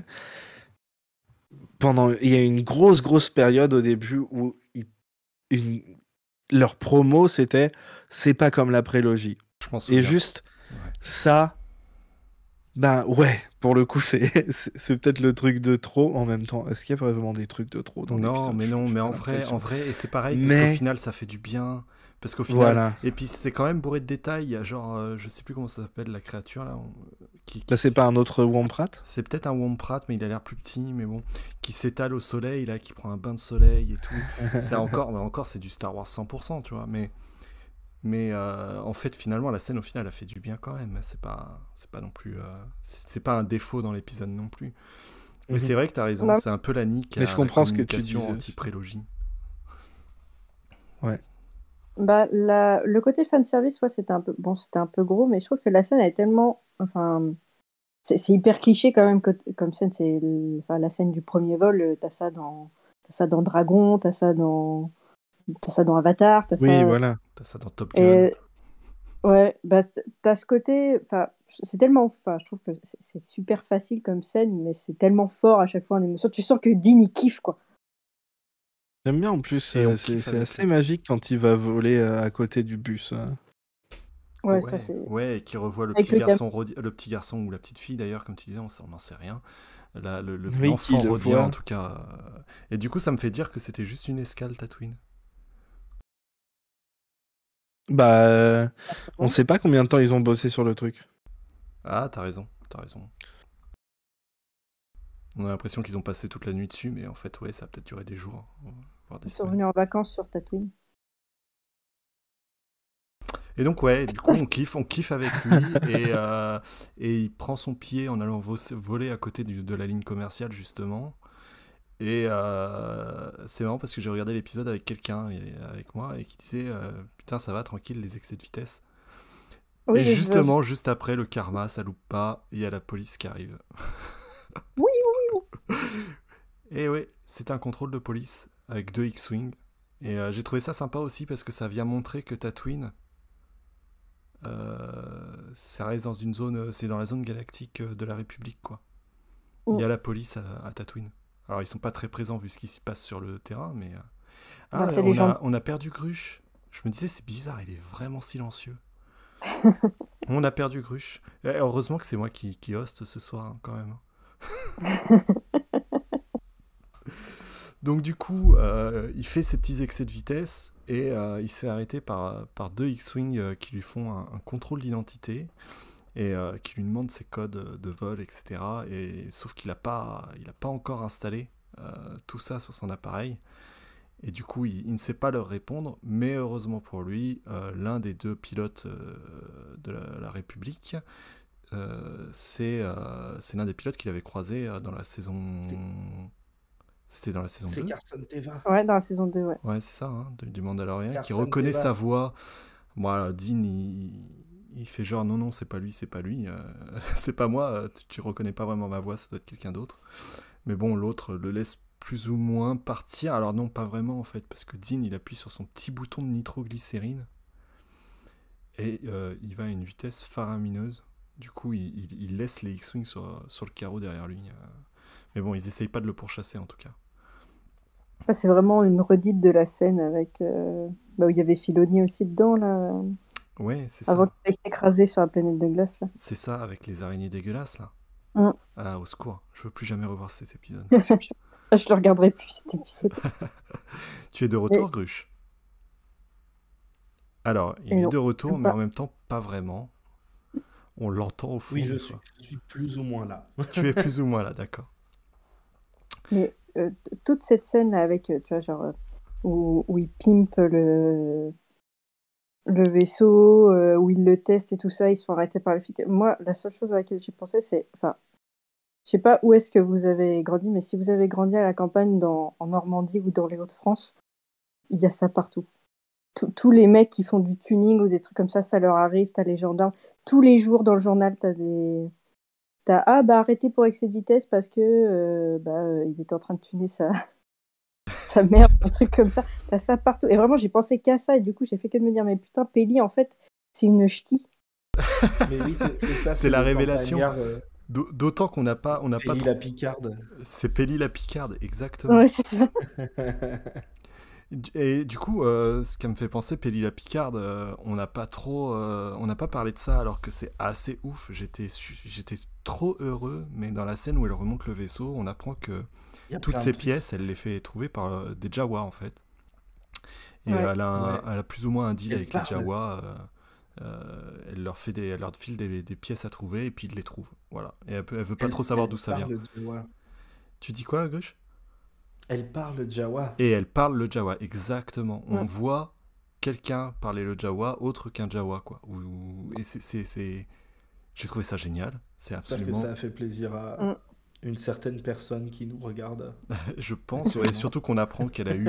Il y a une petite blague, on apprend qu'elle a eu une histoire avec un Jawa, déjà. Et elle insiste sur le fait qu'ils sont poilus. Mais... Ah non, mais la blague. cette blague sur laquelle ils insistent et qu'ils reviennent dessus après. Mais ouais, elle parle le Jawa et c'est trop bien, c'est juste génial, c'est du détail, mais c'est absolument fou. Ouais, en plus, tu vois, c'est pas. Enfin, elle parle bien, tu vois, genre, elle imite bien le Jawa, quoi. C'est ça le pire. Parce que, bah, c'est vrai que. Enfin, moi, je connais pas beaucoup de gens qui arrivent à imiter des Jawa. Ah bah, j'ai jamais essayé, Non. faut dire, mais... Comment elle le fait, tu vois, je sais pas comment vous l'avez ressenti, mais c'est vraiment hyper spontané la manière dont elle le fait. c'est vrai, c'est vrai. Après, il y a moyen que elle se soit beaucoup entraînée devant le miroir tous les soirs à faire le Jawa. Ou, Avec le Jawa avec qui elle est sortie. Ouais. Mais j'imagine l'actrice avant de tourner qui s'entraîne longtemps à faire ça devant son miroir. Mais sinon, c'est possible aussi qu'en post-prod, ils aient un peu retouché pour que ça rende encore mieux. Oui, c'est possible. C'est fort probable parce que ça rend tellement bien. On entend en fait un être humain parler Jawa. C'est ça qui est trop cool. Et voilà, je voulais revenir là-dessus parce que franchement, on est passé à côté alors que c'est un petit truc, c'est pareil, ça m'a fait du bien. Juste, ça m'a fait du bien. Ouais. Et aussi, elle a jamais quitté Tatooine, donc ça se trouve, Luke ou Anakin, ils auraient pu vivre comme ça aussi toute leur vie, être des mécanos sur à Mos Eisley ou Mos Espa. C'est ça, non mais ouais, totalement. Ouais. Et je pense que c'est normal parce que on sait que dans Star Wars, les vaisseaux, ça coûte très cher. Bah ouais. Que la plupart des gens, à la rigueur, ils prennent des vols commerciaux, mais les vols commerciaux, ils sont pas forcément donnés non plus. Et dans les faits, en fait, la majorité de la population ne quitte jamais leur planète, finalement. Surtout une planète paumée comme Tatooine, où t'as pas de fric, c'est globalement des fermiers, des vendeurs de métal. Enfin, c'est des gens qui ont pas de thunes, quoi. Donc, Bah ouais. 90% de la population va jamais dans l'espace, en fait. Dans l'épisode 2, on a vu les potes de Luke quand il avait 18 ans, tu vois. Et ils sont toujours là, et ils ont pas bougé, ils vont toujours dans le même bar de merde. Ouais, toutes ces années après. Et le seul qui s'était barré, c'était Biggs. Si, c'est ça, c'était Biggs, parce qu'il était allé à l'armée. C'est ça. Il s'était engagé dans l'armée. Et après, il avait déserté, mais ça, c'est pas... C'est encore autre chose. Et du coup, ouais. Et elle a utilisé un terme, d'ailleurs, pour dire que c'est quelqu'un qui n'est jamais sorti de sa planète. Je l'ai pas retenu, je l'ai pas noté. Est-ce que l'un de vous s'en souvient? Mais j'ai trouvé ça intéressant. Il y a un terme pour désigner les gens qui quittent jamais leur planète. Non, ça vous a pas marqué? Si, elle dit un terme, mais je me rappelle plus du tout c'est quoi non plus. Ouais, c'est dommage. Attends, je vais essayer de retrouver. Moi, je peux pas lancer l'épisode parce que sinon, on va se faire ban de Je Twitch. crois qu'elle dit juste je suis une local gal, non? I'm a Non, local gal. elle dit pas une Einer. Non. Elle utilise un mot pour dire que elle est Elle dit jamais, born and raised, je sais pas. qu'elle est jamais sortie de la planète. Bref, pendant que Maddy nous retrouve ça, je le vois pas. Ah, une Outworlder ou un truc comme ça. Oui, c'est ça. Elle dit qu'elle est pas une Outworlder ou qu'elle en est une justement et que du coup elle est jamais partie de sa planète. Merci Koda. C'est un mot comme ça effectivement. Enfin bref, voilà, tout ça. Donc on peut revenir plus tard à effectivement le contrôle de police qui se finit. T'avais un truc à dire, Gauche, sur le contrôle de police? Il est génial aussi. Ah, on a Pardon, j'ai du mal, non, c'est bon. Bah, je veux une série d'épisodes de 5 minutes avec les duos de flics comme ça dans la bordure extérieure. Ah ouais, Ranger of the New Republic. Ouais, et il faut qu'ils le changent et qu'ils en fassent une série comique. Mais ouais, carrément, avec ces deux personnages-là, là. Il y aurait quelque Une chose à faire. sitcom. Juste une sitcom des flics de la bordure extérieure. Enfin voilà, et du coup après il retourne sur Tatooine, il retourne au garage et il est attendu par Fennec. Ah non, il n'est pas attendu par Fennec en fait. Polly lui apprend que quelqu'un est passé, qu'il cherche à le voir, qu'elle a mis l'alarme et que elle se doute bien que si quelqu'un cherche Dean, c'est pas forcément pour un pote. Sauf qu'en fait, c'est Fennec, qu'elle était là, qu'elle était cachée en hauteur, qu'elle attendait, et elle vient proposer à Boba un boulot. Non pas parce qu'ils ont besoin d'un chasseur de primes, mais parce qu'ils ont besoin de muscles, qu'ils ont besoin d'aide finalement. Et non, l'épisode s'arrête pas là. L'épisode s'arrête pas là du tout, puisque Dean lui répond que ouais, ok, mais que d'abord, il doit aller voir son fils, en fait. Non, c'est pas ce qu'il dit. C'est pas ce qu'il dit. Non, il dit pas qu'il doit aller voir son fils. C'est pas exactement ça qu'il dit, mais on comprend très bien que c'est ça, quoi. Non. Vas-y. Moi, je suis pas d'accord. Vas-y. C'est Cobb. Ah, tu penses qu'il doit aller voir Cobb? Pourquoi il irait chercher Grogu Eh ben justement, moi, maintenant dans une série qui est pas le Mandalorien? Moi, je pensais pas qu'il irait chercher Grogu. Je pensais qu'il devait aller le voir et qu'il voulait passer voir Grogu parce que je pense qu'à cette étape-là, il est pas encore dans le je vais retirer Grogu de l'école Jedi, tu vois. Je pense pas qu'il en soit à cette étape-là. Je pense qu'il en est à l'étape où je vais passer le voir souvent. Mm-hmm. D'autant que, pareil, on l'a pas évoqué tout à l'heure, mais il y a quand même une scène assez dure, je trouve, où la forgeronne, plutôt au début de l'épisode, lui explique que les Jedi, Grogu va l'oublier parce que les Jedi, ils renient tout attachement. Et lui répond, mais c'est pas comme ça que nous on est, c'est pas comme ça que nous on fait. Nous, au contraire, c'est le contraire, nous c'est la famille avant tout. Et elle lui dit, ouais, mais les Jedi c'est comme ça, quoi. Et j'ai trouvé ça triste. Parce que quelque part, il le sait, ça. Il le savait déjà. Ah oui, Isaac a raison, en fait, il veut retrouver Toro Calican. Toro Calican. Mais pourquoi? Oui, le fameux, ouais. le meilleur. Mais pourquoi? Qui est totalement vivant d'ailleurs. Mais oui, c'était ça que je voulais dire quand je disais que la forgeronne, elle connaissait plein de trucs. Il y a des trucs, genre, comment elle sait tous les dogmes Jedi et tout. C'est pas des elle trucs. Elle a été en fac d'histoire galactique, c'est tout. Ouais, clairement. Hein. Après, elle a connu l'époque où les Jedi... Enfin, on connaît pas l'âge de la forgeronne, mais elle a peut-être connu l'époque où les Jedi étaient beaucoup plus nombreux. Et que c'était beaucoup moins une légende et un secret.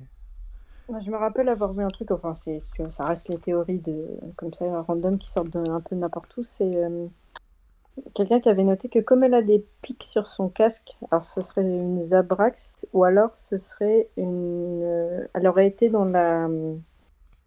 le groupe de révolutionnaires, tu sais, qui se sont alliés à Maul contre Satine. Bah ça, on est un peu près sûr, parce que je sais plus comment il s'appelle ce groupe, effectivement. Gruche à laine. Comment il s'appelle le groupe qui s'est allié à Maul? L'aube écarlate? Non, sur Mandalore, les Mandaloriens. Ah, la la Watch. La Death Watch, ouais. merci.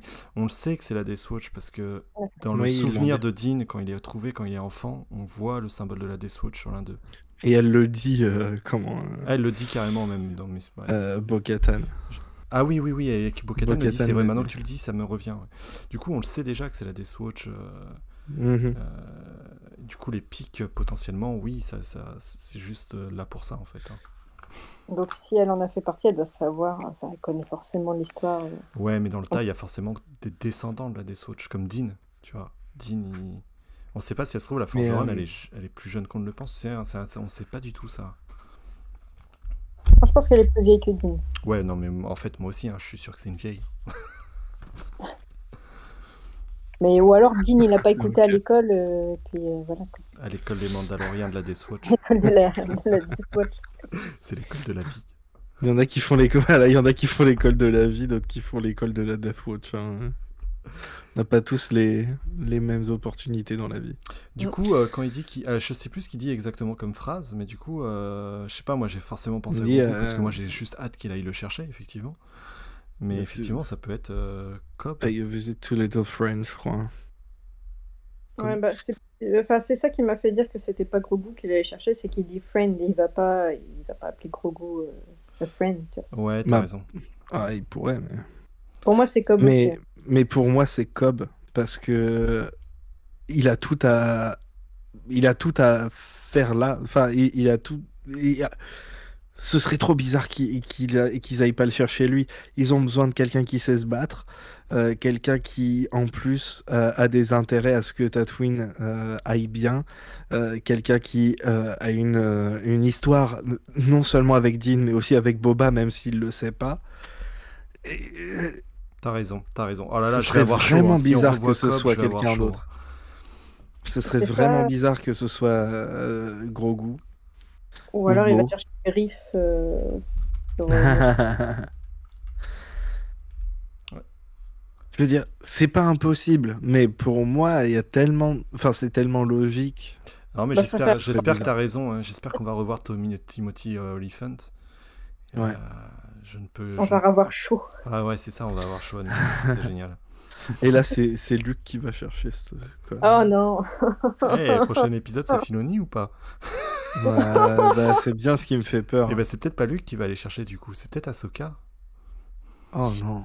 Peut-être que j'ai cauchemardé un épisode trop tôt. Oh putain. Oh là là, si c'est ça, mais je me tire une balle.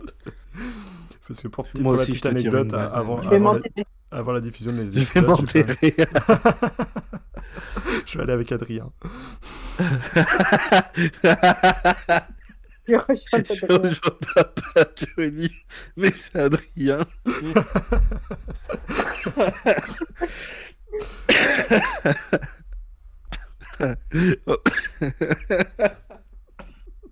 Je suis en train de crever.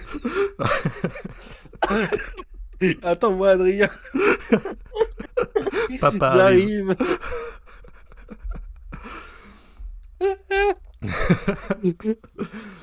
Punaise. Ah, ce que j'adore dans cette séquence, c'est comment elle fait.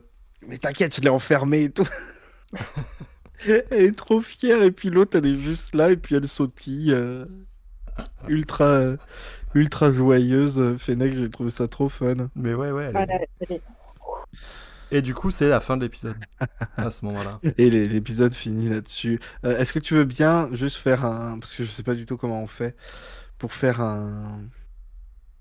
Comment ça s'appelle? Un sondage. Qui pensez-vous qui va aller chercher... qui va aller voir, en tout cas? Je m'en occupe. Attends, je n'étais pas mis en mode en mode modérateur, c'est bon. Alors, merde. Parce que je sais pas comment on fait. Je suis désolé. Tu fais slash... Oh. Slash Paul, PO2L. Et après, tu tapes entrée. Caca chez Paul. Slash Paul. Tu fais entrer, ça ouvre une fenêtre et tu vas pouvoir sonder les gens. Ça a pas ouvert une fenêtre. Quand t'as fait slash PO2L? Ouais. Bah, je m'en occupe. Alors. Ok. Désolé pour les gens qui écoutent en replay, mais on veut savoir ce que les gens ici en direct pensent. Je viens de me faire une réflexion. En fait, Book of Boba, ça ressemble plus à Fast and Furious qu'à un truc de mafia, en fait. Mais en fait, je pense que on avait beaucoup les mauvaises attentes et c'est pour ça qu'il y en a plein qui disent qu'il se passe rien parce qu'ils s'attendent à ce qu'il se passe des trucs qui ne sont clairement pas le but de la série. Oui, voilà. Alors, la série, à un moment, c'était un truc de mafia, mais c'est aussi la faute du marketing. Hein. Le marketing n'était pas a fait n'importe quoi. Mais la série, à aucun moment, elle a dit. Le sondage est en ligne. Elle a dit que c'était un truc de mafia pur. À aucun moment, elle a dit que c'était un truc comment dire, à la John Wick, comme les gens attendent toujours un truc à la John Wick à chaque fois. Je sais pas si ça passerait vraiment. Vous voyez, j'ai mis Bo-Katan parce que je savais pas quoi mettre en dernier et ça m'est venu comme ça. Et je vois qu'il y a 2 votes pour Bo-Katan quand même déjà. C'est possible, hein. C'est possible. Ça m'étonnerait, mais ça serait vraiment bizarre, je trouve. Oui, n'hésitez pas à voter sur le poll. Alors, Et c'est ce que je dis, Natacha. Ils ont vendu le truc pas du tout comme la série est au final, parce que c'est encore un des problèmes de Lucasfilm. Ils veulent tout le temps faire du secret sur tout. Et du coup, leur marketing, il est à côté de la plaque. C'est comme, même juste Jedi Fallen Order, le jeu n'a rien à voir avec la façon dont il était vendu. Il était vendu comme un truc à la Force Unleashed, alors que pas du tout. C'est pratiquement tous leurs trucs, ils sont juste...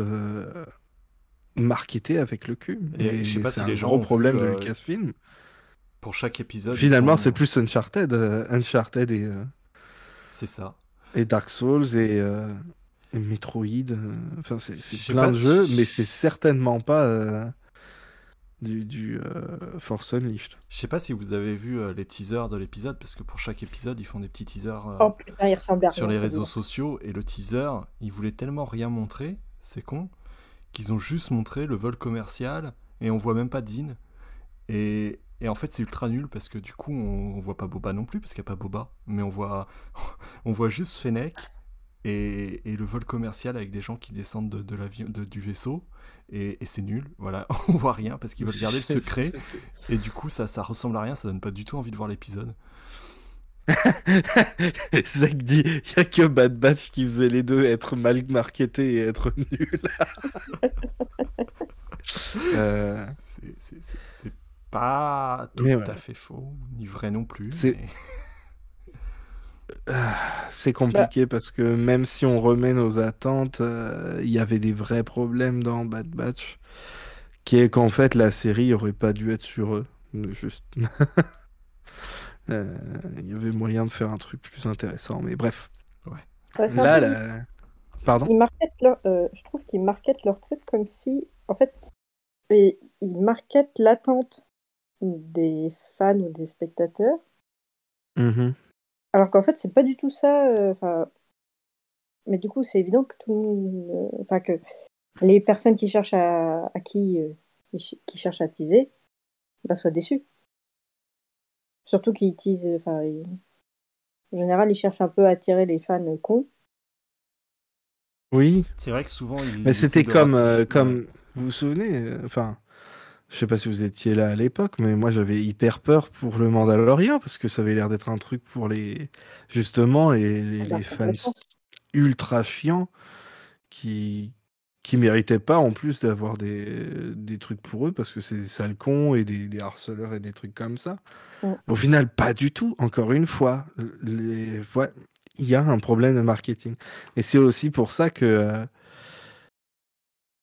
je trouve pas que le fait que ce soit pas un épisode vraiment où il y a même pas Boba dedans, je trouve pas que ce soit un problème.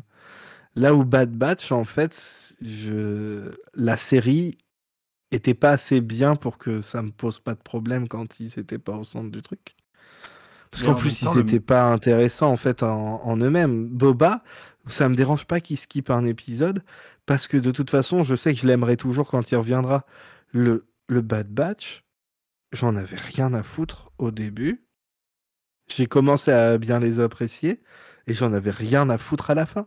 C'est marrant parce que moi j'ai trouvé que l'épisode où ils étaient pas là, c'était l'un des meilleurs de la saison. Bah oui, bah comme là. Mais là, alors là, c'est différent. Mais parce que je trouve pas que ce soit celui-là le meilleur. Je trouve toujours que l'épisode 2, c'était Ah non, le meilleur ça reste un épisode. très très bon épisode. Mais il il n'y a est- pas Boba, et du coup forcément moi ça me donne cette impression de gâchis, donc je dirais pas que c'est le meilleur épisode de la saison, tu vois, mais malgré vous avez forcément remarqué qu'on a mis le Oui, générique avec starring Temuera pour les gens Morrison, qui voient la vidéo. et voilà exactement pour les gens qui voient ça en live, alors qu'il est même pas présent dans l'épisode, quoi. Ouais, c'est bizarre qu'ils aient mis quand même. Ils ont juste On est copié-collé le désolé, générique. Natacha, oui. Ah, on est Natacha sincèrement qui désolé. aime bien le Bad Batch. Et en plus, moi j'ai pas de Et problème on- avec les personnages de la Bad Batch en fait, c'est juste que Ah, non, ça va, je trouve qu'ils sont mal utilisés. j'adore sont- Wrecker Voilà, c'est Voilà. ça. et Omega. Et Omega. Mais non, mais même les autres, je trouve qu'ils sont mal utilisés, qu'ils sont pas forcément Bien mauvais. sûr, ils sont hyper mal utilisés. Et dans le fond, je les aime bien. Mais c'est l'histoire, c'est tout ce qu'il y a autour en fait. Que moi, j'ai totalement décroché de Bad Batch à cause de ça. Mm. C'était pas le Bah, problème des personnages. Enfin, même si c'est aussi le fait qu'ils soient mal utilisés qui fait que forcément on décroche. Mais bon, on va pas parler de la Bad Batch. Ouais, La là, pauvre- on en parle la trop. pauvre Là. Natasha, oui.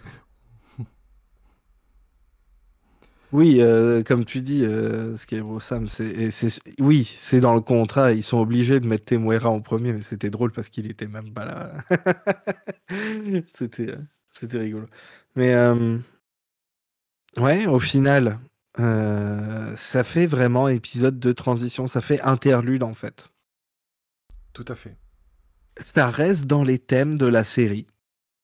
Du coup, je trouve pas que ça ait l'air de pas avoir sa place. Mais là où tu as raison, du coup, en disant que ça reste dans les thèmes de la série, c'est que c'est vrai que c'est plus centré famille, même cet épisode, même si c'est le Mandalorien et que le Mandalorien, on est habitué à ce que ça parle de paternité. Mhm. Là, c'est plus centré famille, entre son clan, gros Entre qui lui tribus, manque, ouais. etc., la tribu. Et du coup, ça rentre totalement dans la saison. Et finalement, je me moquais un petit peu quand l'épisode s'est fini. J'ai dit, ah, c'était le meilleur épisode du Mandalorien, mais non, c'est effectivement un épisode du Mandalorien, mais dans la série Boba. Ça s'inscrit totalement dans la série Boba. Exactement, c'est ça. Et comme disait, on a vu l'épisode d'Ahsoka dans la saison 2 du Mandalorien et ça ressemblait à rien en fait. Parce que c'était pas un épisode du Mandalorien, mais c'était pas non plus un épisode de Rebels ou de trucs comme ça. C'était juste Ahsoka qui est là.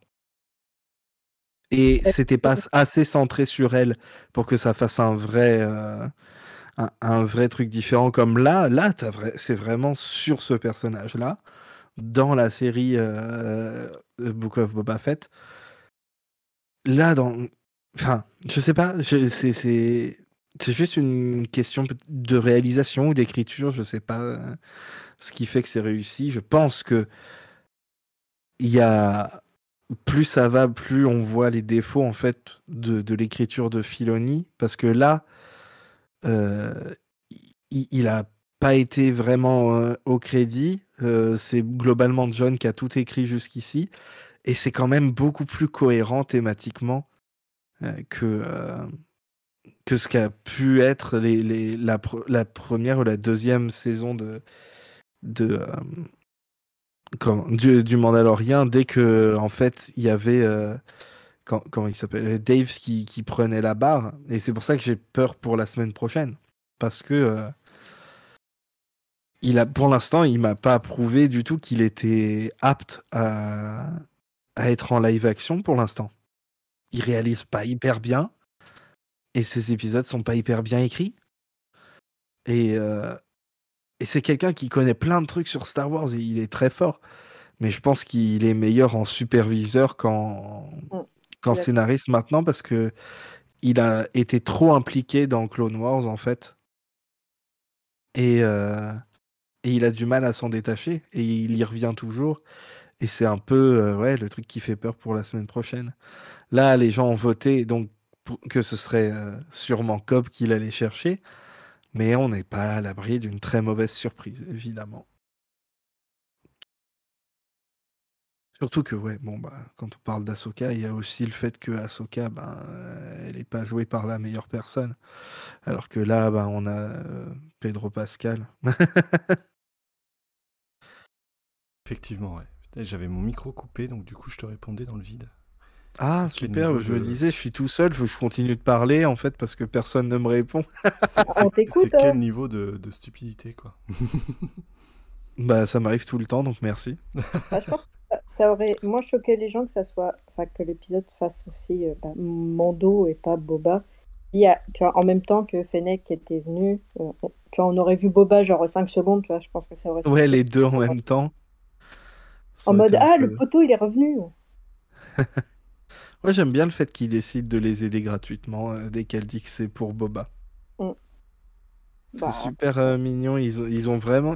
Ils ont pas passé énormément de temps ensemble, mais assez pour qu'il ait du respect et vraiment de l'amitié envers Boba. C'est parce qu'il sait que c'est le meilleur... le good boy. C'est exactement ça. Et c'est pour ça qu'il va apprendre des choses de lui maintenant. J'espère. Mm. Bref, Je crois que c'est un peu je près pense tout que pour c'était l'épisode. tout. Ouais. J'ai épilogué pendant 1000 ans, désolé. Non, mais c'est normal. C'est un C'est bon la faute de épisode ton comme ça, micro. on prend du temps pour en parler parce que ça fait plaisir d'en parler aussi, quoi. Pas que les autres étaient mauvais, hein, mais celui-là faisait Celui-là, il était juste, particulièrement, il faisait du bien. voilà, il faisait particulièrement du bien. Un peu comme le 2, en fait. Hein. Le 2, quand il faisait l'attaque de train et tout, c'était cool, c'était fun, ça respirait, quoi. C'est ça. Mais là, en fait, on n'a pas l'épée de Damoclès au-dessus de la tête. On sait qu'il n'y a pas la tribu de Toscane qui va se faire massacrer dans le prochain épisode, tu vois. Du coup, forcément, Donc, ça c'est soulage plus un facile. petit peu. Après, on se dit quand même que c'est le calme avant la tempête, quoi. Ah oui, bah oui, ça va être la guerre, littéralement la guerre dans le prochain Mais épisode. bon, Ou on devrait au moins pas- dans 2 épisodes. parce qu'il reste combien d'épisodes? 3, je crois. non, Deux. c'est ça Il Deux. en reste que 2. Il reste celui de Filoni et celui de... C'est Favreau? Non, c'est Rodriguez. C'est le dernier. Rodriguez. J'aurais Ouais. peut-être préféré que ce soit Favreau le dernier. Ah bah, Mais en même temps, peut-être que Rodriguez, il a fait exprès de faire les moins bons épisodes pour pouvoir faire le meilleur, on sait jamais. On va croiser les doigts. Bah, si c'est que de la baston, un peu n'importe quoi, son épisode, ouais, bah ça marchera bien, quoi. Parce que c'est ce qu'il sait faire et avec un peu de chance, bah, du coup ça conclura bien, quoi. Mhm. Mais peut-être qu'il y aura aussi plus qu'une saison, on ne sait pas. On rappelle, hein, à la fin de enfin, on savait pas qu'il y aurait le livre de Boba Fett avant la fin de la saison 2 du Mando. Hein. Ça a été annoncé comme ça, alors qu'ils étaient déjà censés avoir annoncé toute leur série quelques semaines avant. Donc on n'est jamais à l'abri d'une série surprise ou d'une saison 2 surprise ou un truc comme ça. Donc on on verra n'est bien. pas du tout à l'abri d'une saison de surprise, sachant que en plus, même si c'est pas, on voit pas du tout ça chez Marvel. C'est-à-dire que chez Marvel, si la saison marche à fond, on s'attend pas forcément. Si c'était censé être un one shot, ça a l'air de vouloir rester du one shot. Mais donc je pense pas que ça soit. Donc du coup chez Lucasfilm, je pense que c'est pareil. Mais pour autant, si la série marche vraiment très très bien, peut-être qu'on aura le droit à une saison 2 parce que money, quoi. C'est possible aussi, et ce qui me dérange pas en soi. Mhm. C'est bien l'argent. Des C'est fois. pas mal l'argent, il en faut. Bref, merci d'avoir été là ce soir, mes petits bibous. Merci Madi, merci Ika, Merci à vous. merci à tout le monde qui était là dans le chat, merci à tout le monde qui était là pas dans le chat, merci à tout le monde qui nous a écoutés après coup. On vous aime très fort et on se dit à la semaine prochaine. This is the way. Et puis surtout, Bisous. des bisous, et puis surtout merci à Adrien. Non. Oui, voilà, merci à tout le monde sauf Adrien. Allez, salut, tu peux. Rien. Si vous écoutez ce message, c'est que je suis mort. ou que je peux juste pas être là vendredi soir. Je voulais vous dire à quel point j'ai aimé l'épisode et que je l'ai vu vraiment 2 fois en moins de 24 heures et qu'il est incroyable et que j'ai versé une petite larme au moment où Dean évoque ce petit enfant si précieux, cette boule d'amour, cette créature pour qui je donnerai tout ce que j'ai en ma possession. Bref, c'était un épisode incroyable et très Adrien Corr. C'était vraiment bien. Merci. Merci à vous qui écoutez ce podcast avec nous depuis maintenant tant d'années. Merci à toi, Gauchkov, qui passe ce message en direct. Merci également aux autres personnes qui seront là, qui seront présentes ce jour-là. Merci. Merci. Merci. Merci. Je vous aime.